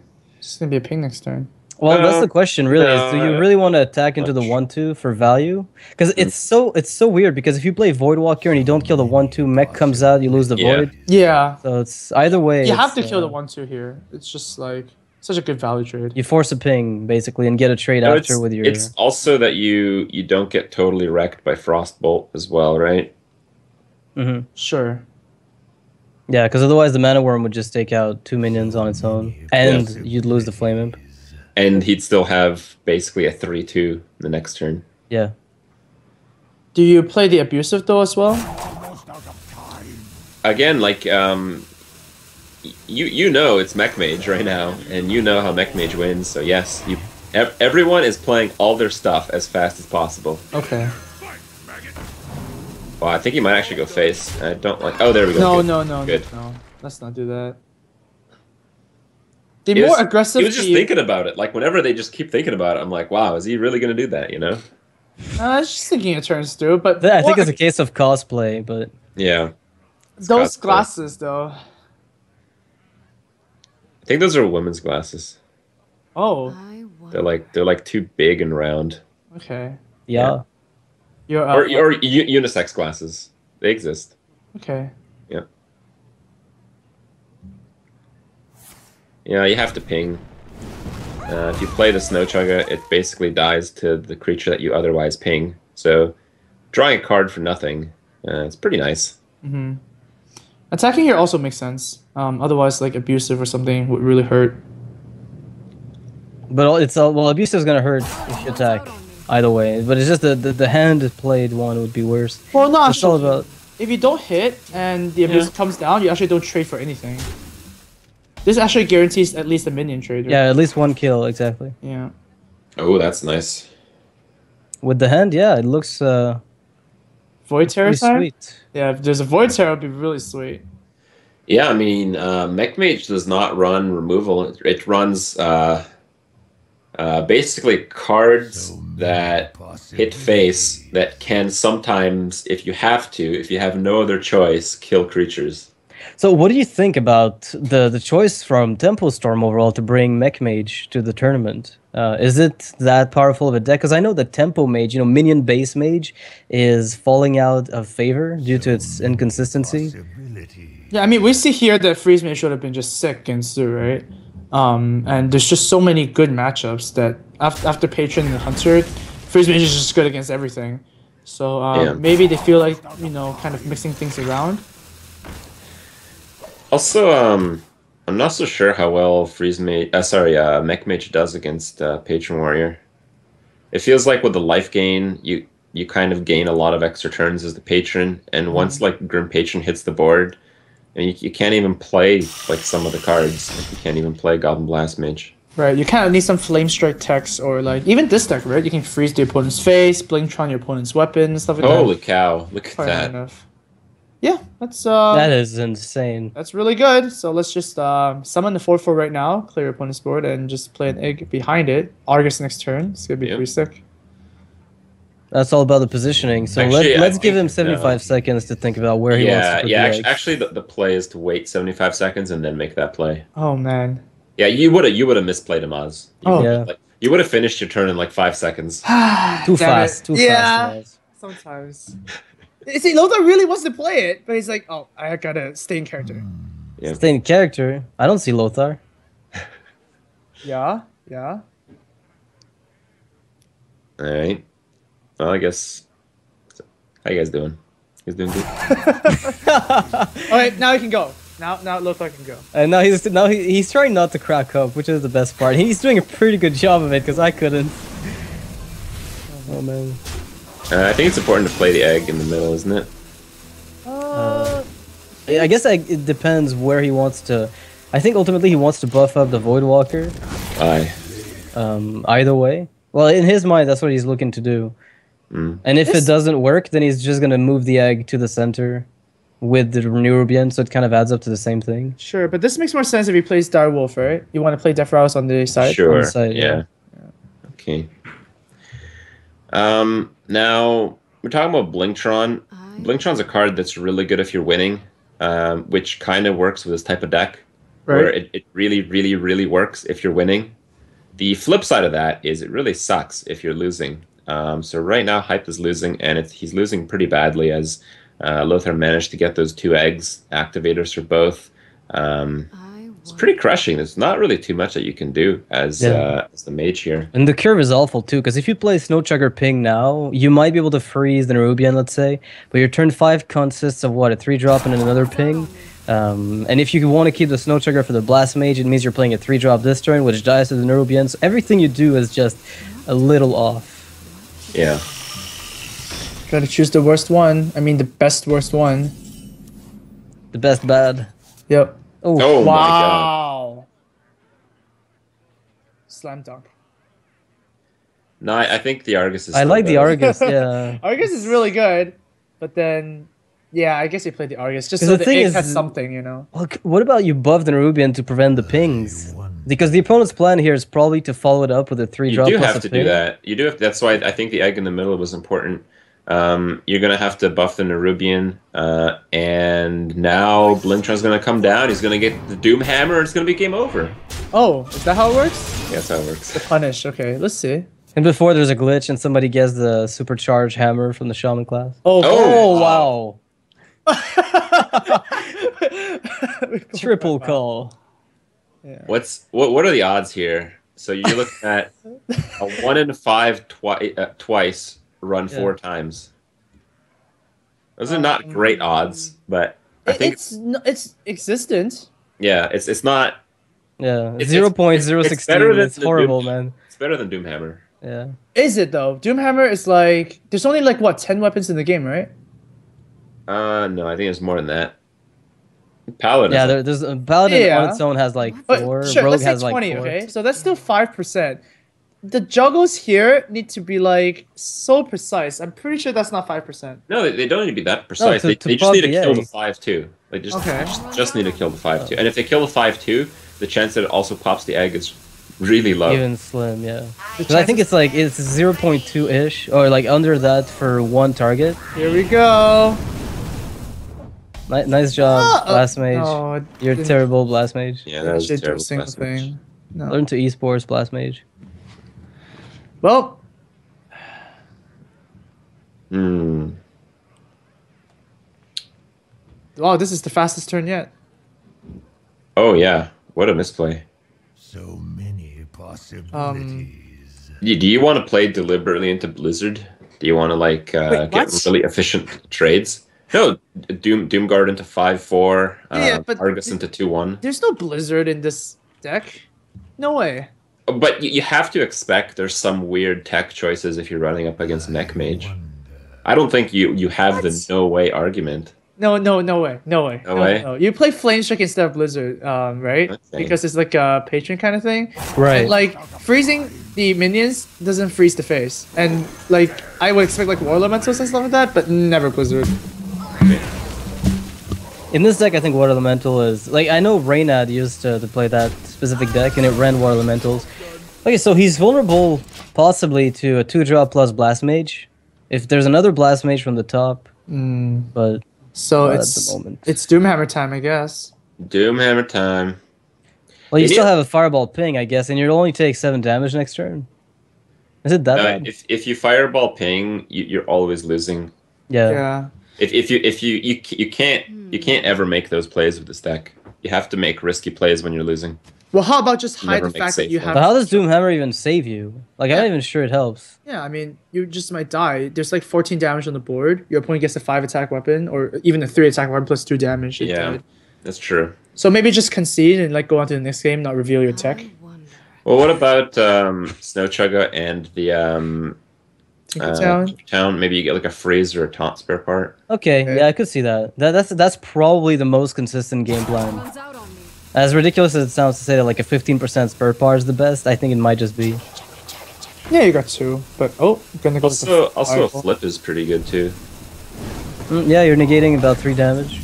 But then Oh, how do you remove it afterwards? Surprised he killed that one. Oof. Oh no. Oh wow, Pain of Doom as well. So you pop your own egg. Come on, Oh, please. Let it man. be real. No, you don't do that. He has to kill the Snow You void Chugger. turn and pop your own egg, and then you just Pain of Doom the face later, right? 2 damage. Is it No, one? you can't have Bane of Doom without popping the Snow Chugger. You don't understand. Okay. Okay, wait. No. This is not Life Coach. That's a good one. Senjin. Yep. This would have been useful a little earlier, unfortunately. Yeah. So Blinktron, get Gladiator's Longbow, kill a 3/5, Frostbolt Oh, a 5/2, give him bling life it up. justice. Wait, what did? Oh my god. That is That's good. not good. That's a good egg popper. I heard you like popping eggs, Crip. And what's This the is weapon the on best the way other to do side?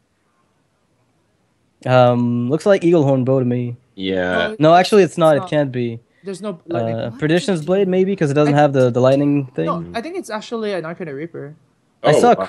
Yeah, it could be Reaper. Could be Perdition's Blade. Could be. That's It's Perdition. a 2/2. It's Perditions, yeah. There's got to be Perditions. There's no other 2/2 weapon. Is there? The Argent Lance. Let it not be Oh, a good card. the Ogre Maul ended up being pretty good there, at least. It killed something. Oh, I like this. Abuse of the Egg, Void Terror, the Egg. Yep, that would be really good. And you want to keep as many bodies on the board, obviously, because Yeah. there's a ogre weapon over there. Mm-hmm. I wonder. Oh no, sorry. You wait another 30 seconds, and then you Abuse of the Egg, and then you Void Terror the Egg, and then you go all face. Okay. Yeah. Good play. I like the waiting part. I think it's a really good way to demoralize your opponent. Oh, so that's what Life Coach does.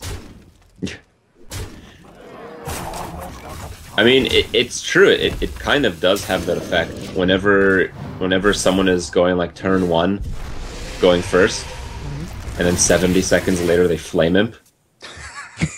No, you don't understand. You know how often I've feel-good conceded. moment. I have conceded so many times to that exact play. Oh, that's game. I don't think you can get out of this hyped.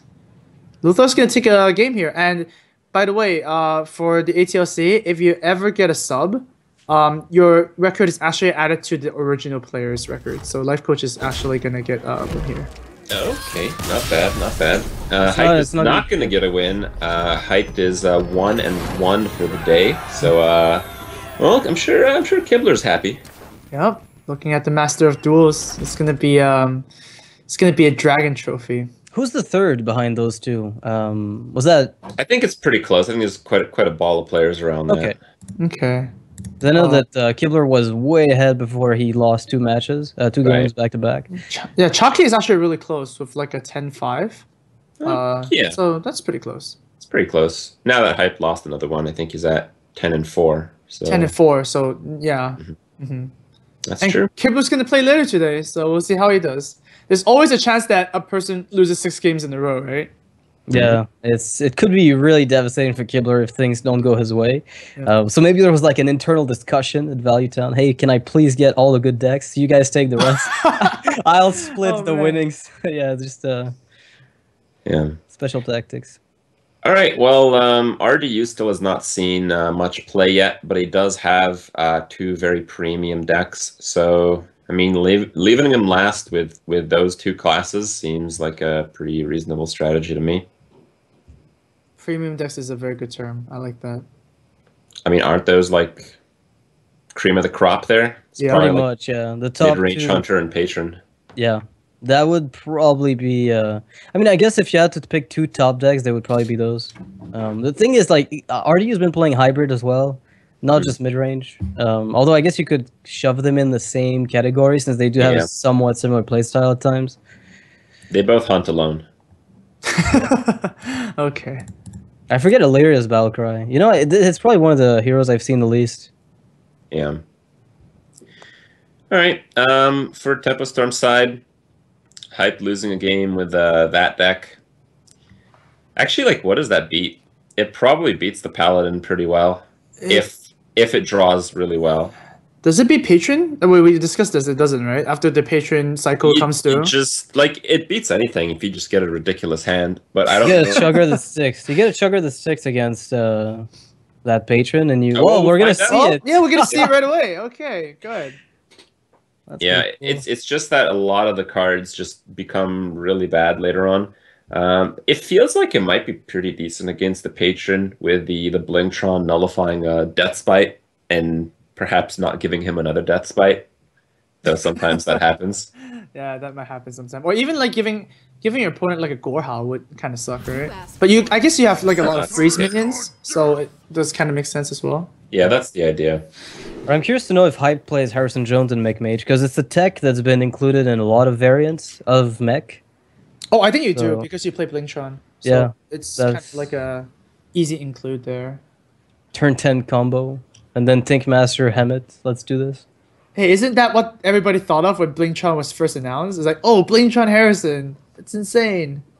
Yeah, you get card draw and you get a weapon, Yeah. and you override, of course, your opponent's weapon. You know, everything working out perfectly. Dream situations. Yeah, it's the go-to combo when you play 30 legendary decks. You know what's hilarious though? If that new 5-mana 3/3 makes Hemet playable. What 5-mana 5/3/3? The one that gives you The Ram Wrangler, it gives you a random beast. Okay. You haven't seen it? Yeah, I've seen it, but how does Okay. that make Hemet playable? Because you can curve Hemet right afterwards and kill the beast, and then you trade with a 3/3. It's a Yeah. 1-for-1. Yeah, 1-for-1. It's insane. Insane. Amaz doesn't believe. All right, you know what, Amaz? I thought you were actually. I thought I was missing something. I was like, what? No, but it works. It's a 1-for-1. It kind of. Yeah. Okay. All right. So here's a very good start for RDU. Okay. And Hype's Inertron is actually gonna work out pretty well. Do you think you're gonna Inner Rage and just clear off this Inertron before like a Tinkertown comes out? That doesn't feel good at all. Yeah, but then you have 2, and then it's all about board, right? You usually just lose to getting Yeah, flood. RDU's in pain right now. He's in labor pain over this Annoyotron. Oh, his face is pretty funny. Yeah. Yeah, I would be really scared of the Tinkertown. I would be too. I think because you have the armor up afterwards, you're just taking 2 damage anyways, right? So I feel like it's fine. You gotta remove stuff. It's just like the Inner Rage is so good with Acolyte. Yeah, but Yeah. you have 2, right? You have 2. So just Yeah, 2 for the Acolyte. Exactly. no, you don't want a 2 for the Acolyte. You just want a 1 because you get pinged. That's really bad. All right. Alright, so he's not gonna do it. He's gonna try to get a card draw later. Oh man, this is Yeah, a he's- very aggressive hand for Hive. There's gonna be a low theft curved out as well, and RD's in trouble. Yeah, he's gonna start losing pretty badly here. Maybe not so much. I mean, it really depends what this Whirlwind ends up doing. Because theoretically, he What do could you mean? still pull off like a crazy turn if he wants to. I mean, I guess you could clear the board, but like, I guess the best option here is just to play the shield block or defrothing. I like the Acolyte. No, Yeah. I think you want to Acolyte with the Whirlwind and the Inner Rage, right? I mean, all at the same time. Yeah. So if you play the Frothing, it kind of challenges the. It might challenge actually both the Divine Shield and the Spider Tank because the Right. Mage will often try to play out maximum mana turns. Yeah, actually, I think the Frothing is really good because the Mage is not likely to ping. Wait, Alright. could you actually just Inner-Rage the Annoyotron now and then hit it? Or is that not worth it? Well, if you didn't do it last turn, then Yeah. doing Why this would you turn do it means now, you yeah. made a mistake, right? Exactly. Yeah. And Hearthstone players never make mistakes. Never even True seen fact. it before. Especially with Grim Patron Warrior. Never miss You lethal. always play that deck flawlessly every time. Yeah, well, the good thing with it is that nobody can really say that you did misplay because you can just say, "Oh, it's such a refined deck. Everybody has their own playstyle." You know? Yeah. You can always bring up that argument. I like Blast Mage here because you push for so much damage. And just give him the cards. Yeah, just give him the cards. Whatever. He already drew a card. He's gonna draw another one, so just give him one more. You know. All right. Yeah, I'm kind of torn. I'm not. You're torn. Yeah, I feel like the 3/4 denying one card is all right as well. But you push 3 Forward is damage. bad, though. Like you're on the clock. You need to kill your opponent before No. they patron you. No, you push 1 damage because it ate 2 blast hits. Oh, I guess. But then your Spider Tank just dies to like a whirlwind, and then you lose the 3 damage. Such a slow curve for RDU. I mean, it's not even slow. It's the way that it plays. But against this tempo, you can feel just how slow it is. So I guess you want to go Frothing Whirlwind, kill the Annoyotron, and see what happens. You hope there's no Frostbolt and no Fireball. That way, maybe you have a chance of staying in the game if that Frothing can trade. Yep. But then the Lothar is not really the best thing that RD wants to see right now, because both of these guys would probably go to face. Well, Both Lothab of also denies an execute top deck. Yeah. Mhm. That's a lot of 8 damage to the face is a lot. Actually, Well- do you Lothab or do you Snow Chugger and then I'd probably Spider just Tank? trade Spider Tank and play What? Lothab here. Really? Yeah, No, that's what? 7/3 kills my Lothab, so I lose out more damage, I guess. Oh man, I just want the damage now. Oh my god, crit. He's going for the double minion play? Yeah. You're right. It's just a lot worse later on. That makes sense, I guess. Lothab's fine at every stage of the game. It's just about playing around execute. So, I mean, you saw RDU play a Frothing instead of execute, so you know he doesn't have it. Mhm. He will get punished if RDU draws. Yep, there you go. Okay. Of course, right? Of course. Yeah, course. of course. We have to make these games exciting in some way. Yeah. Yep.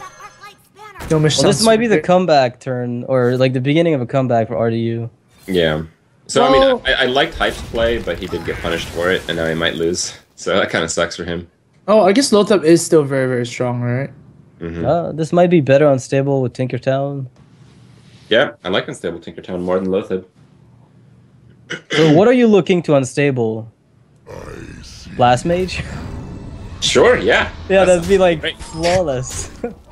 Now no dream. weapon use for RDU, which I guess might be what Hyped was hoping for when he made the play that he did. And this isn't looking very. Actually, is this it? Like, do you have to go Warsong Frauding to stay alive? Probably actually just kill off the spider tank. So, wow. It's all is about like horrible. boredom, right? You're not gonna kill him with like the 30 damage combo now. You're just gonna lose because you have no more time. Yeah, you're gonna win when the mage runs out of cards because your armor up is gonna beat almost every top deck. If he could inner rage here, he'd get a pretty good turn. But because he can't, it's really locking him out of possibilities. Yeah, just Warsong and Fralving. Use the Gnomish and hit the Snow Chugger, and then that's just enough damage to kill the Spirit Tank. Gotta do what you But gotta then you're do. still frozen, and the thing is, it's all about getting that shield block off without being dead at the exact moment where it's played. So he's 6 off lethal. I guess Fireball does it. Fireball is lethal. No? Leroy Jenkins is lethal. Also, a few other chargers. I think a Reckless Rocketeer would also be lethal here. Yeah, with the ping, it would also work. So you're saying that there's a lot of chances. There's 2 out of like. It's basically guaranteed. Yeah. Oh, basically guaranteed. Actually, I'll. It's Windspeaker. Windspeaker. There we go. Bam. Even more yeah, good. you're right. Yeah. Yeah, Windspeaker's good. Ragnaros. What else are we looking? Yeah, Rag for a random hit. That would also work. Yeah. Surely there's something else. Oh no! Oh no! Please, Come on. please do it. Alright, Unstable Portal's gonna put one of those cards that we just said, and it's to get punished. Oh, That's actually, so no. easy Cold card. Field is really good. Now though, Hyped is worried. About? I'm not sure. I guess Shield Block is really good for RDU. Yeah, Shield Block is a game-winning card for He's RDU. mostly worried about the Warsong Commander. He just can't leave that on the board. Yeah. Yeah. Oh man, missing so much damage. Painful. Do you even stealth a Snow Chugger? You you can't. can't. Have mana. All right. And this is oh my Oh, god! this is Shield going to Slam. flip around. Life Coach has built this deck. It feels because I mean, I've seen him play Shield Slam and Oh man. Control and Patron Warrior a bit more than other players. This is such a good top deck for RDU. Now all he needs is to top deck the Execute, and he's gonna Another Shield be Slam maybe? fully golden. Yeah, another slam would work. Oh, that's good Yeah. too. Oh, not this turn though. So let's Is that good? It's like not good enough right now. Okay, wait. Do you actually kill the Snow Chugger off? Or do you Unload enrage? that. And Yeah. you slam Inner Rage, Just try to find deny it. the damage. Yeah, I guess you're in survival mode right now, right? Mm-hmm. Yeah, makes sense, I guess. Yeah, I mean, the moment you get the Armor Smith out, there's a good chance you can stay alive and stay in the game. Yeah, but you still can't use your weapon, so that's All right, King Crush. Here we go. Bam. Alec here, let's do this. Oh, Oh, even better. Wow. that's pretty much it, right? Even better. Yeah, That's a good game. that is basically game. I'm just pretty happy about that. He's pretty hypey. What? Yeah, that. Is this how you do well in Archon Team League?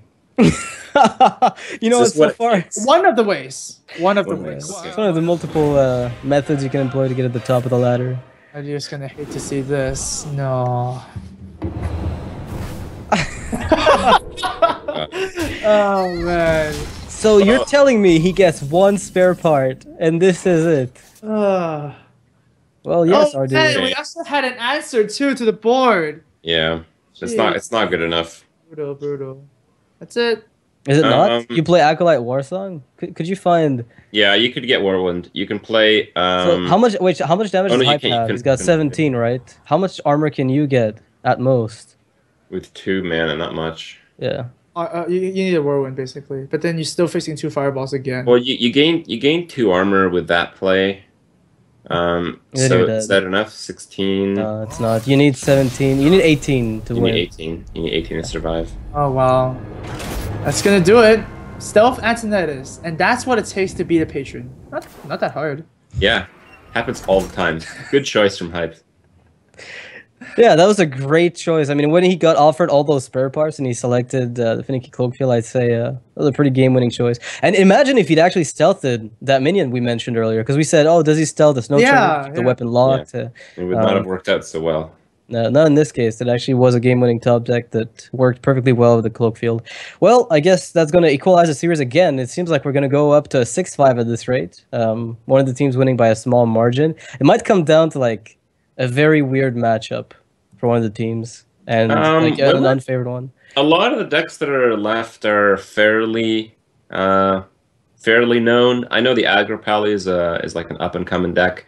So maybe not that, but it is. I think it's still pretty refined. The only deck that I think has that question mark on it is Gara's Shaman. It always has, doesn't it? Gara's Shaman is always a question mark for me because I know the outlines of it, but I've got literally no clue exactly what he puts in. He tends to come up with really wild variants of it, and as a result, I think he's like a really underestimated deck builder. Although I guess some of his deck choices in the past have, they kind of left him out to dry. Yeah, but I mean, when you're bringing like a new deck to every other tournament, some of them are just not going to pan out very well. Yeah, like that Metal Tooth Leaper Hunter I remember from Gara. Damn, you might have not seen that, but that was just really weird.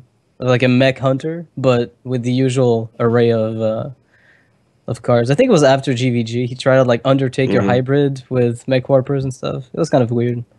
Yeah, it sounds completely weird and probably terrible. I think a lot of us have tried mech in every single class, and there's a reason there's not too many mech hunters on the ladder. But I think for a short amount of time, it was okay just because Undertaker was so insane. Yeah, you could get carried by those games, and then you think the Metal Tooth Leaper is doing it, but it's really the Undertaker. Yeah, and if you haven't played Hearthstone for very long, Undertaker used to be really, really broken, and there was some crossover between GVG and Undertaker being broken, where the game was not particularly fun to play, but understatement of the year. Yeah, fortunately, the devs took care of that issue, and now Hearthstone's a lot of fun. How about that? A lot of fun, as it turns out. Everyone, get in here and play Hearthstone. I like that. I like this. I really loved it initially. I was actually casting the Kinguin League when the Patron deck kind of started being played, and I had a lot of fun. I looked at it as the Freeze Mage of Warrior, and I just loved that about it. But now that it's still kind of the undefeated deck. Back then it was unrefined. Now that it's refined to no end, it really feels like it's taking a bit of the diversity out of the metagame by forcing metagame cycles to be very quick.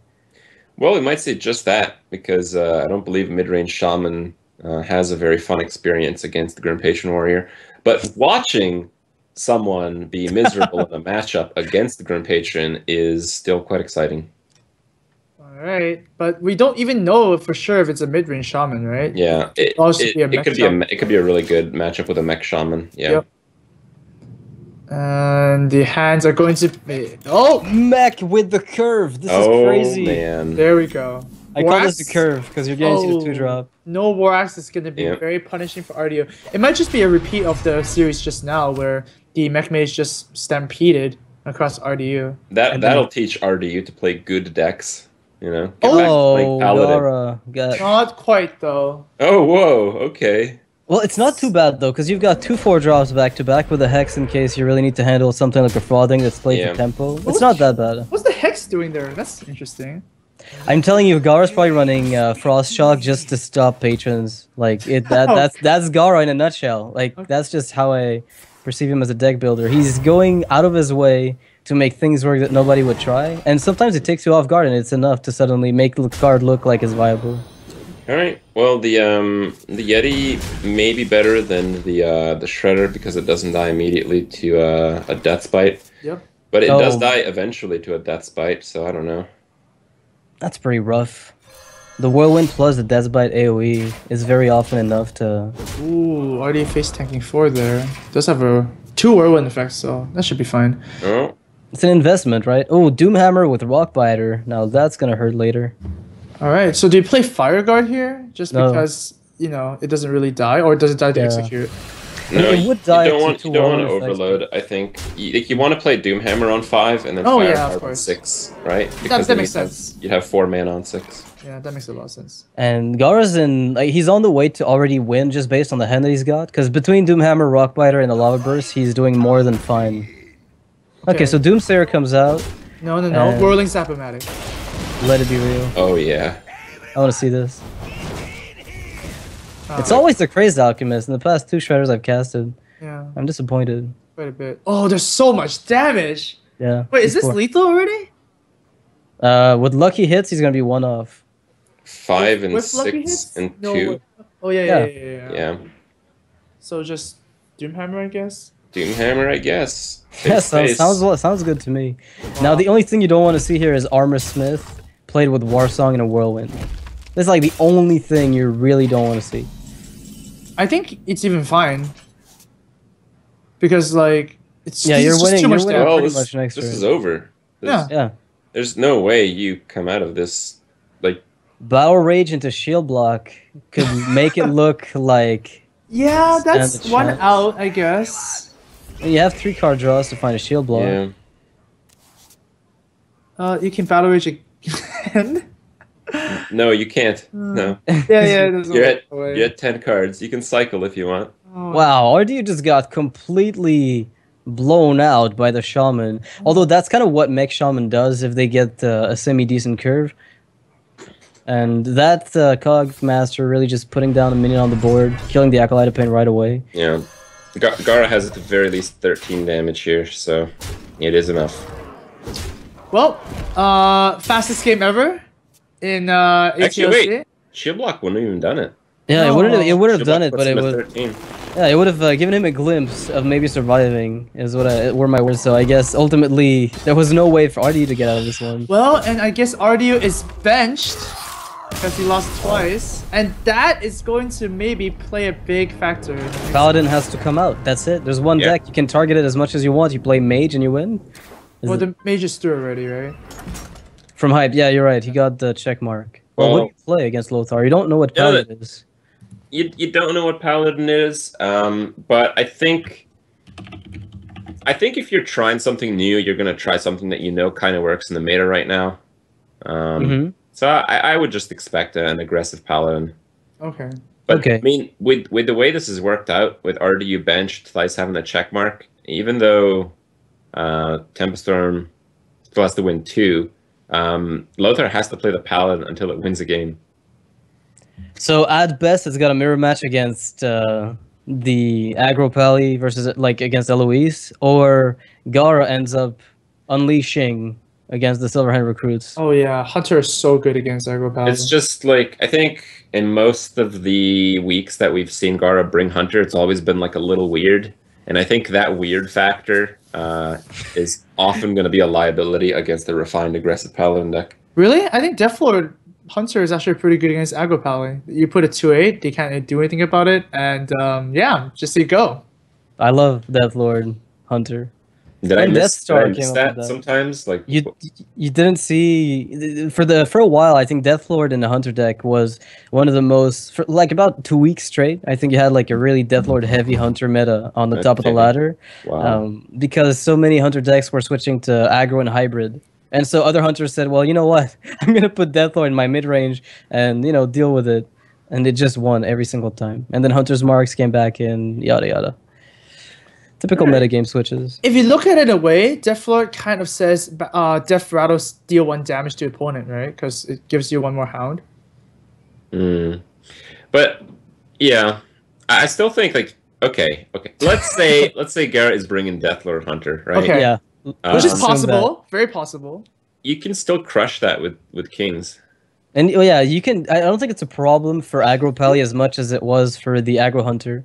Yes, you Um, could, but you can have reverse crush with like Freezing Trap and like Hunter Smart. I think it's the True Silver Champions that really nail it because it comes down turn 3, then you that's might be able to curve like with enough damage plus the True Silver, and if you get an Arcane Golem for free, then you can still like keep punching. There's a few ways in which it's less strong against aggro Pally, Equality being one of them, of course, in some of the variants. So it's all about whether or not Lothar even runs that in his deck, and if he's even running aggro Pally, like we don't know Alright. yet. All right. It's a Well, toss up. In the Paladin matchups, usually the faster Paladin deck just wins a considerable amount of the time. Hmm.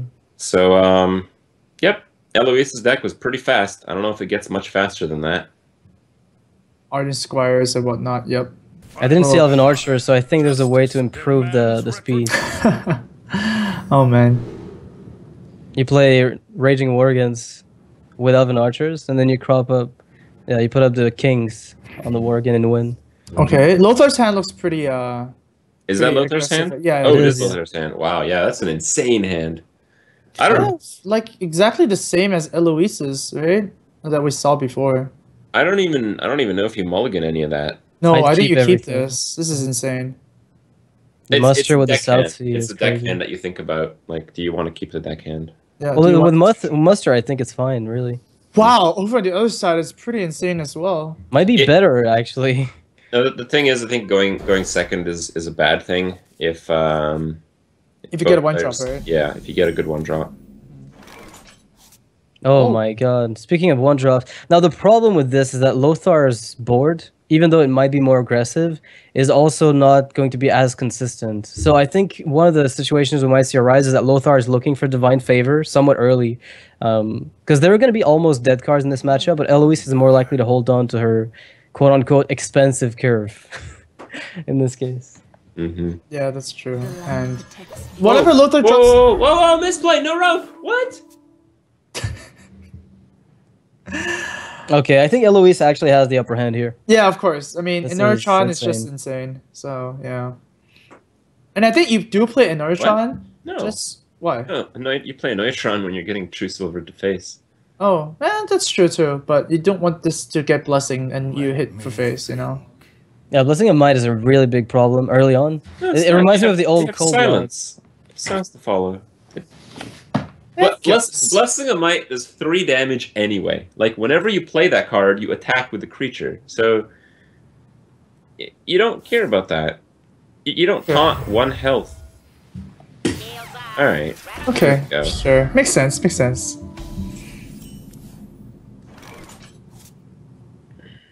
Oh, That's a really Wow. good find for Lothar. It's the only turn he's ever going to get to play it, so if he decides to play it later.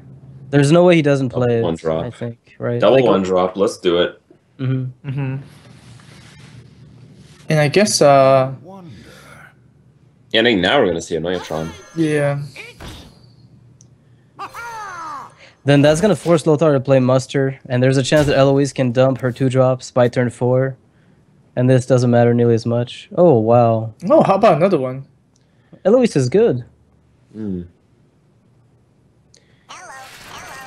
Yeah, I like the Neutron.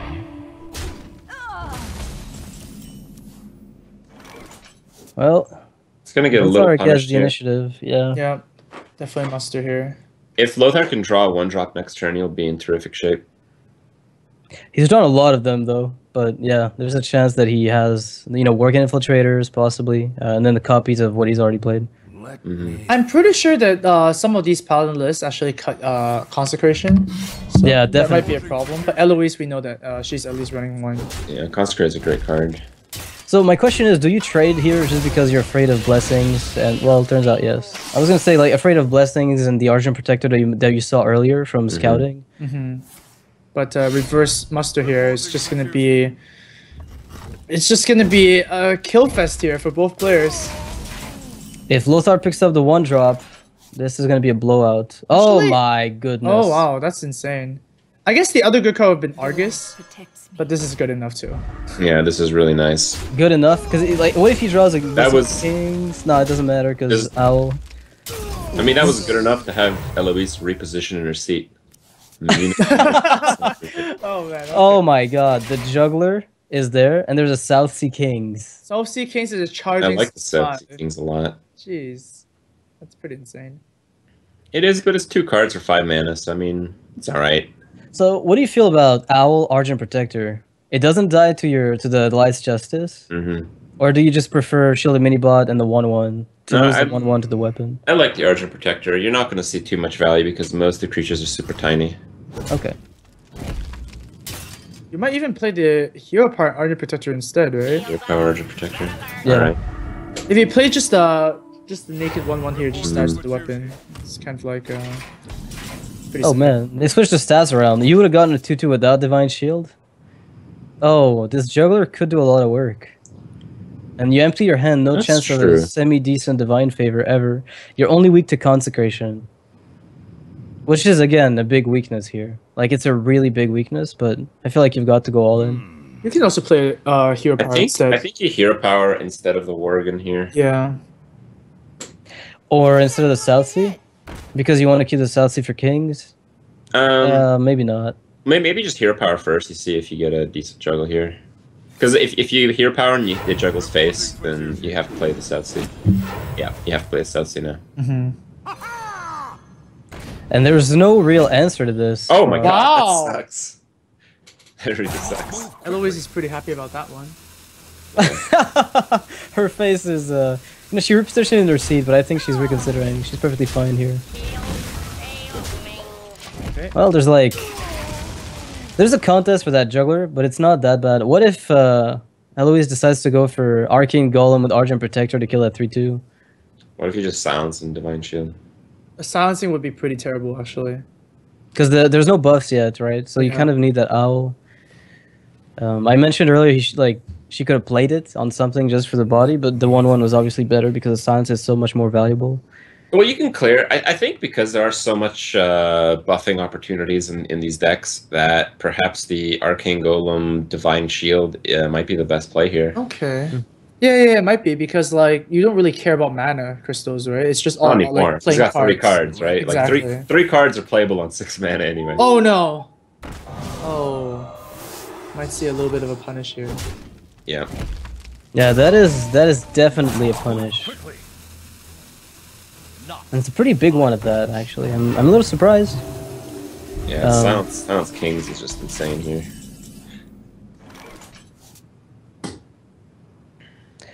And Lothar still stands to get a minute amount of value from Divine Favor down the line, whereas Eloise is locked out of it. There's 0 ways that's even remotely possible.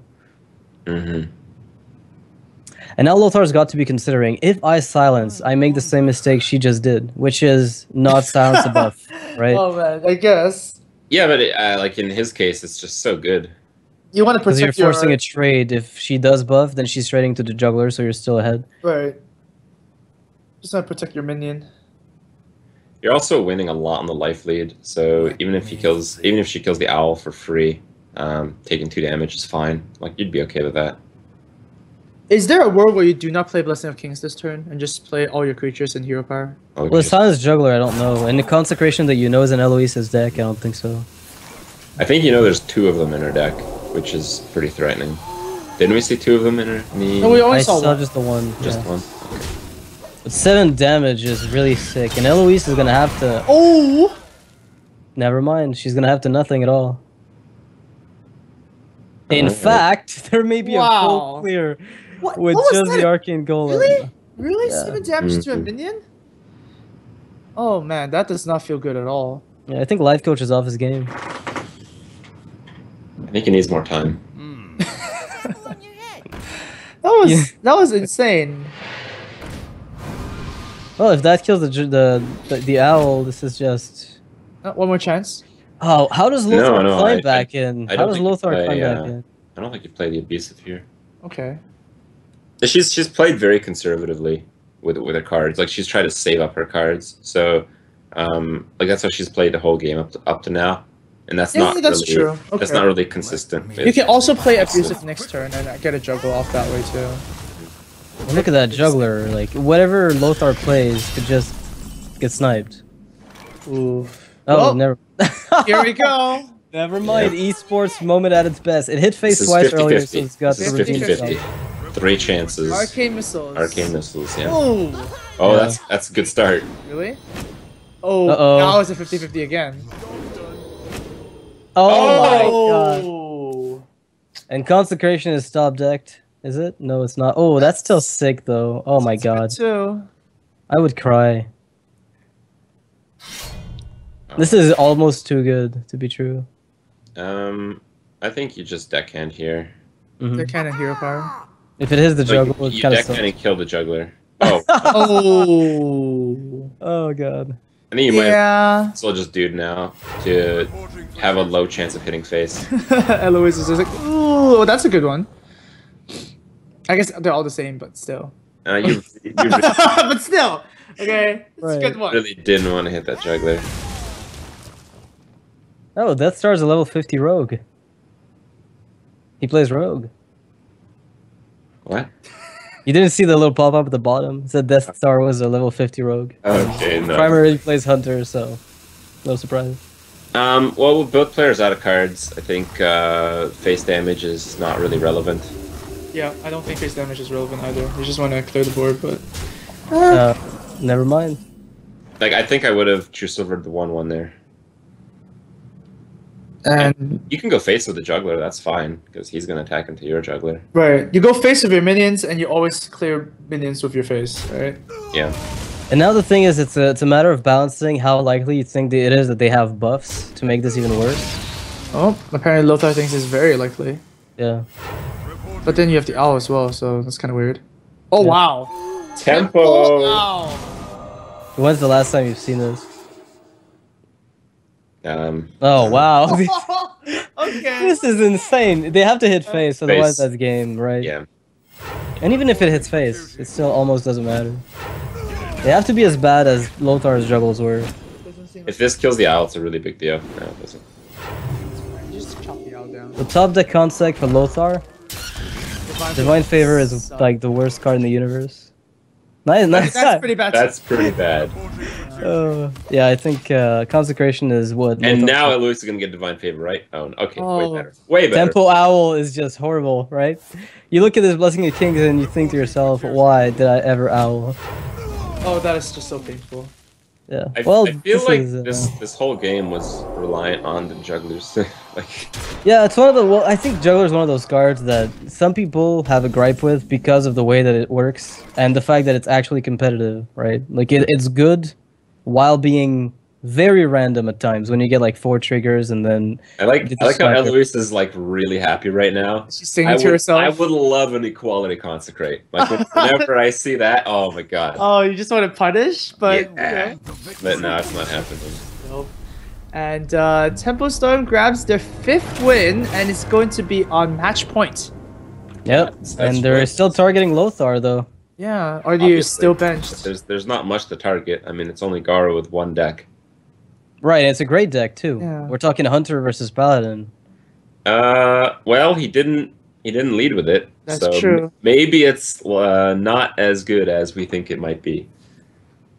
We'll have to see. But yeah, I mean, it's been going really well for Tempo Storm. I think they were down in the set earlier. Now they're considerably ahead. They're on match point, and you know they might kind of squeeze into that top 2 position in the standings at the end of the stage 1 of Archon Team League here.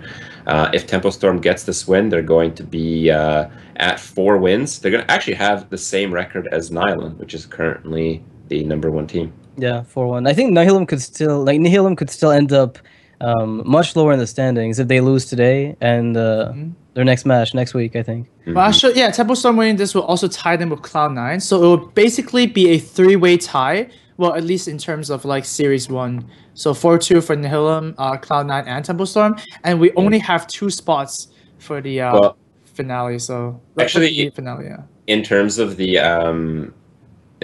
wins versus losses standings, the point differential, all 3 teams before this match were at +5. So if Tempo Storm beats Nihilum, they would automatically be first. Actually, Yeah, that actually makes sense. Makes a lot of sense. Yeah. And it's also a big deal that Nihilum gets 4 losses at least in this specific set, because if you look at the game wins, in this case, if they lose now and they win next week, if they got 4 losses here, then they're guaranteed to be top 2. Pretty much, no matter what. All right, potentially the last game for Tempo Storm. They want to steal this out, and of course, Lothar wants to win, so RDO can at least play some of his games out and maybe grab a win before the end of the day. Yeah, winning 3 in a row against the Hunter is very tough no matter what you play. It's the type of deck that can just snowball and steal games no matter what you try. yeah. Let's hope Gara's not too experimental this time.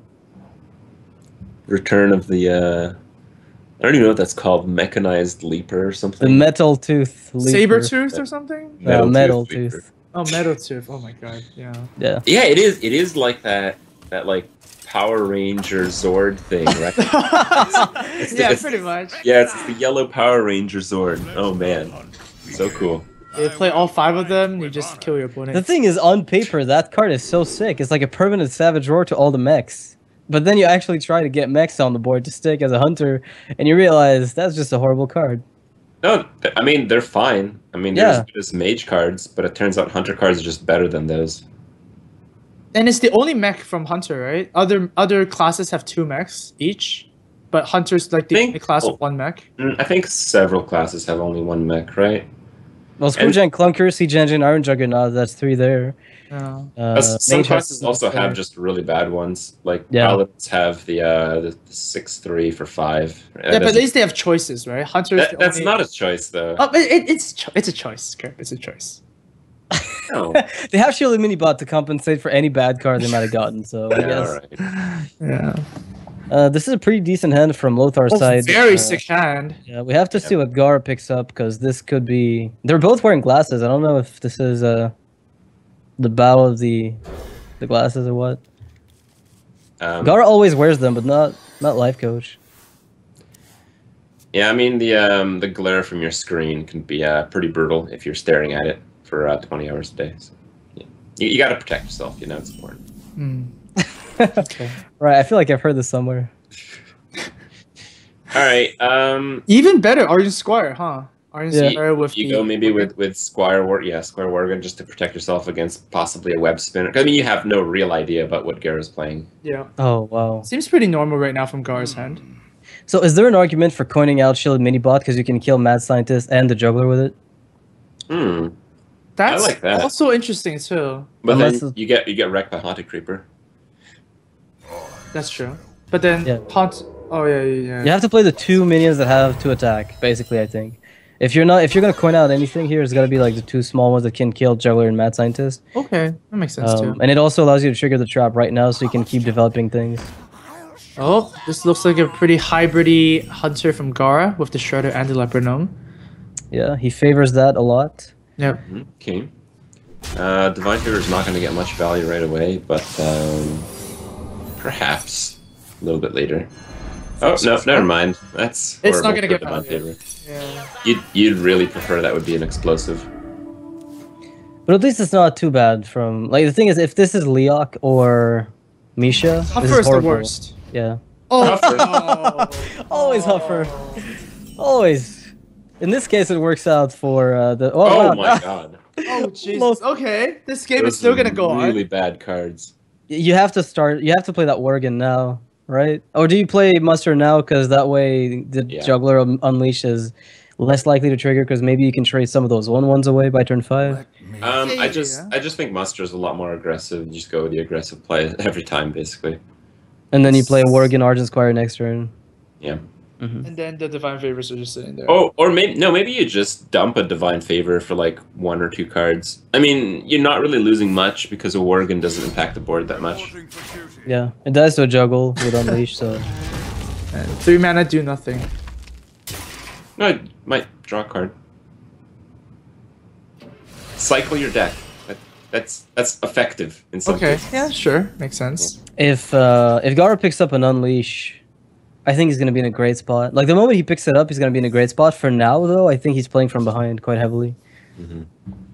So, do you trade off these 1/1s because you fear the Unleash Juggler? Not Juggler Unleash? Well, that was the initial thought, right? Behind playing the Muster now. Is that way you're guaranteeing that you can trade them away before the Juggler punishes you. But do now... you win the game if you do that.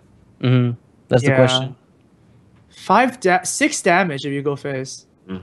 I kind of like the face. I mean, I think it's a stage where you're just not happy. You got to take some risks. I think you just go for it. I guess if you're saying to yourself, if Gar has Juggle Unleash, you can't win this matchup anyways, right? Right. Yeah, it's already lost. You're going in with a really terrible matchup in the first place, so... The thing is, you lose just to Unleash. You don't actually need to get Juggler Unleashed, so that makes it a little bit a tough decision.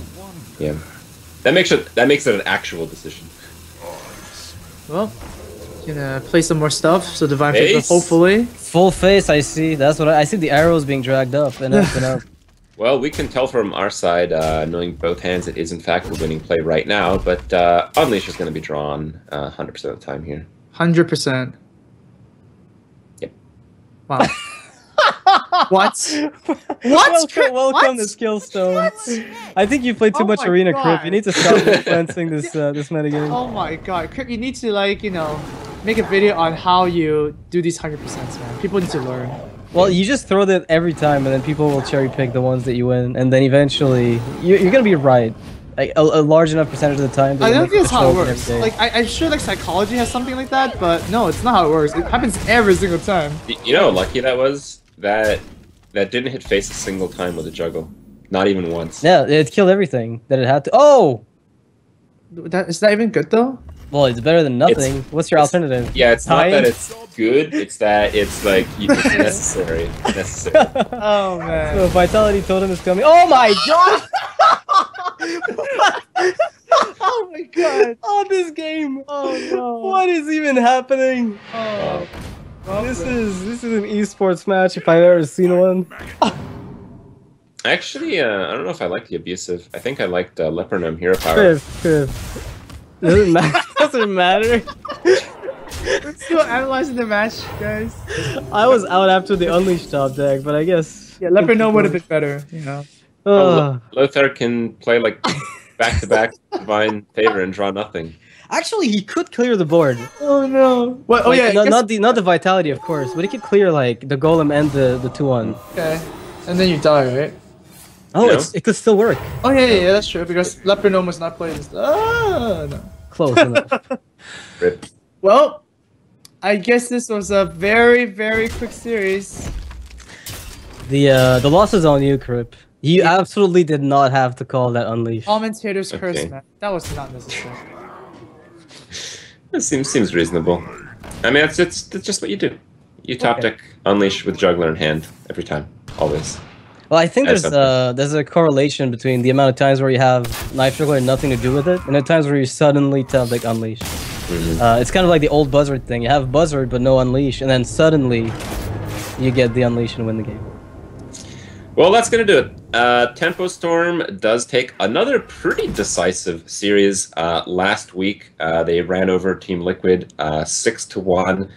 This week, not quite as crushing of a victory, but 6-3 is still very decisive. Yeah. Often, when a team wins in the Archon Team League, they win much more marginally than that. And there we see the standings. They're equal. They're updated. Oh man. Equal. Nihilum and Temple Storm are Okay. dead even, and actually, if they are dead even across all stats, Temple Storm is going to win because Because of they the point were differential, right? no, not the if the point differential the are exactly matchup. the same. Temple Storm still goes ahead of Nihilum because of the They won. head-to-head. Head to head. Yeah, the head-to-head. Yeah, Okay. exactly. So, Okay. pretty Well, one thing to interesting. note, Nihilum really had to get four wins in their match loss to guarantee a top 2 spot if they win the next series next week. So by losing 6-3, they might actually get pushed out of the top 2 even if they win next week. So this was like Lothar being forced to play as Paladin to unbench RDU was really a big problem for them at the end there. Yeah. Things did not work out for Nihilum too well, but I mean, if you're kind of not exactly tied for first, but they're in a very good position right now still. Their lead so far in this tournament gives them some leeway. You can lose a few and still do pretty well. So pretty good stuff. Very Yeah. enjoyable games. We are going to take a little bit of a break here before we get into our next set. We will be seeing Liquid versus Value Town. When we come back, we'll sap Amaz and bring in Hyped. Oh, sorry about that. You weren't informed? Oh. No, I actually made that decision, but still, it hurts to hear that. But yeah, it's fun casting you guys once again. Yeah, it was quite good. Before we head off to the break, big shout out to our sponsors for making the tournament happen. We have Alpha Draft, of course. I'll tell you guys about the promotion after the next set, and of course the Amazon App Store. They also have a promotion going on for you guys. They're giving away some discount codes, and you can enter to win 50% off 40 Hearthstone packs promotion through teamarchon.com/Amazon. And you can visit Amazon.com/Hearthstone for more information on redemption, along with a lot of other cool stuff and discounts and Amazon coins and stuff. Yep. Yeah. Yeah. Good job, Kirk. And the more you check them out, actually, the more interested they'll be in sponsoring future events. So it's always a big deal. It is a big deal indeed. All right, guys. We won't be too long, so stick with us when we come back.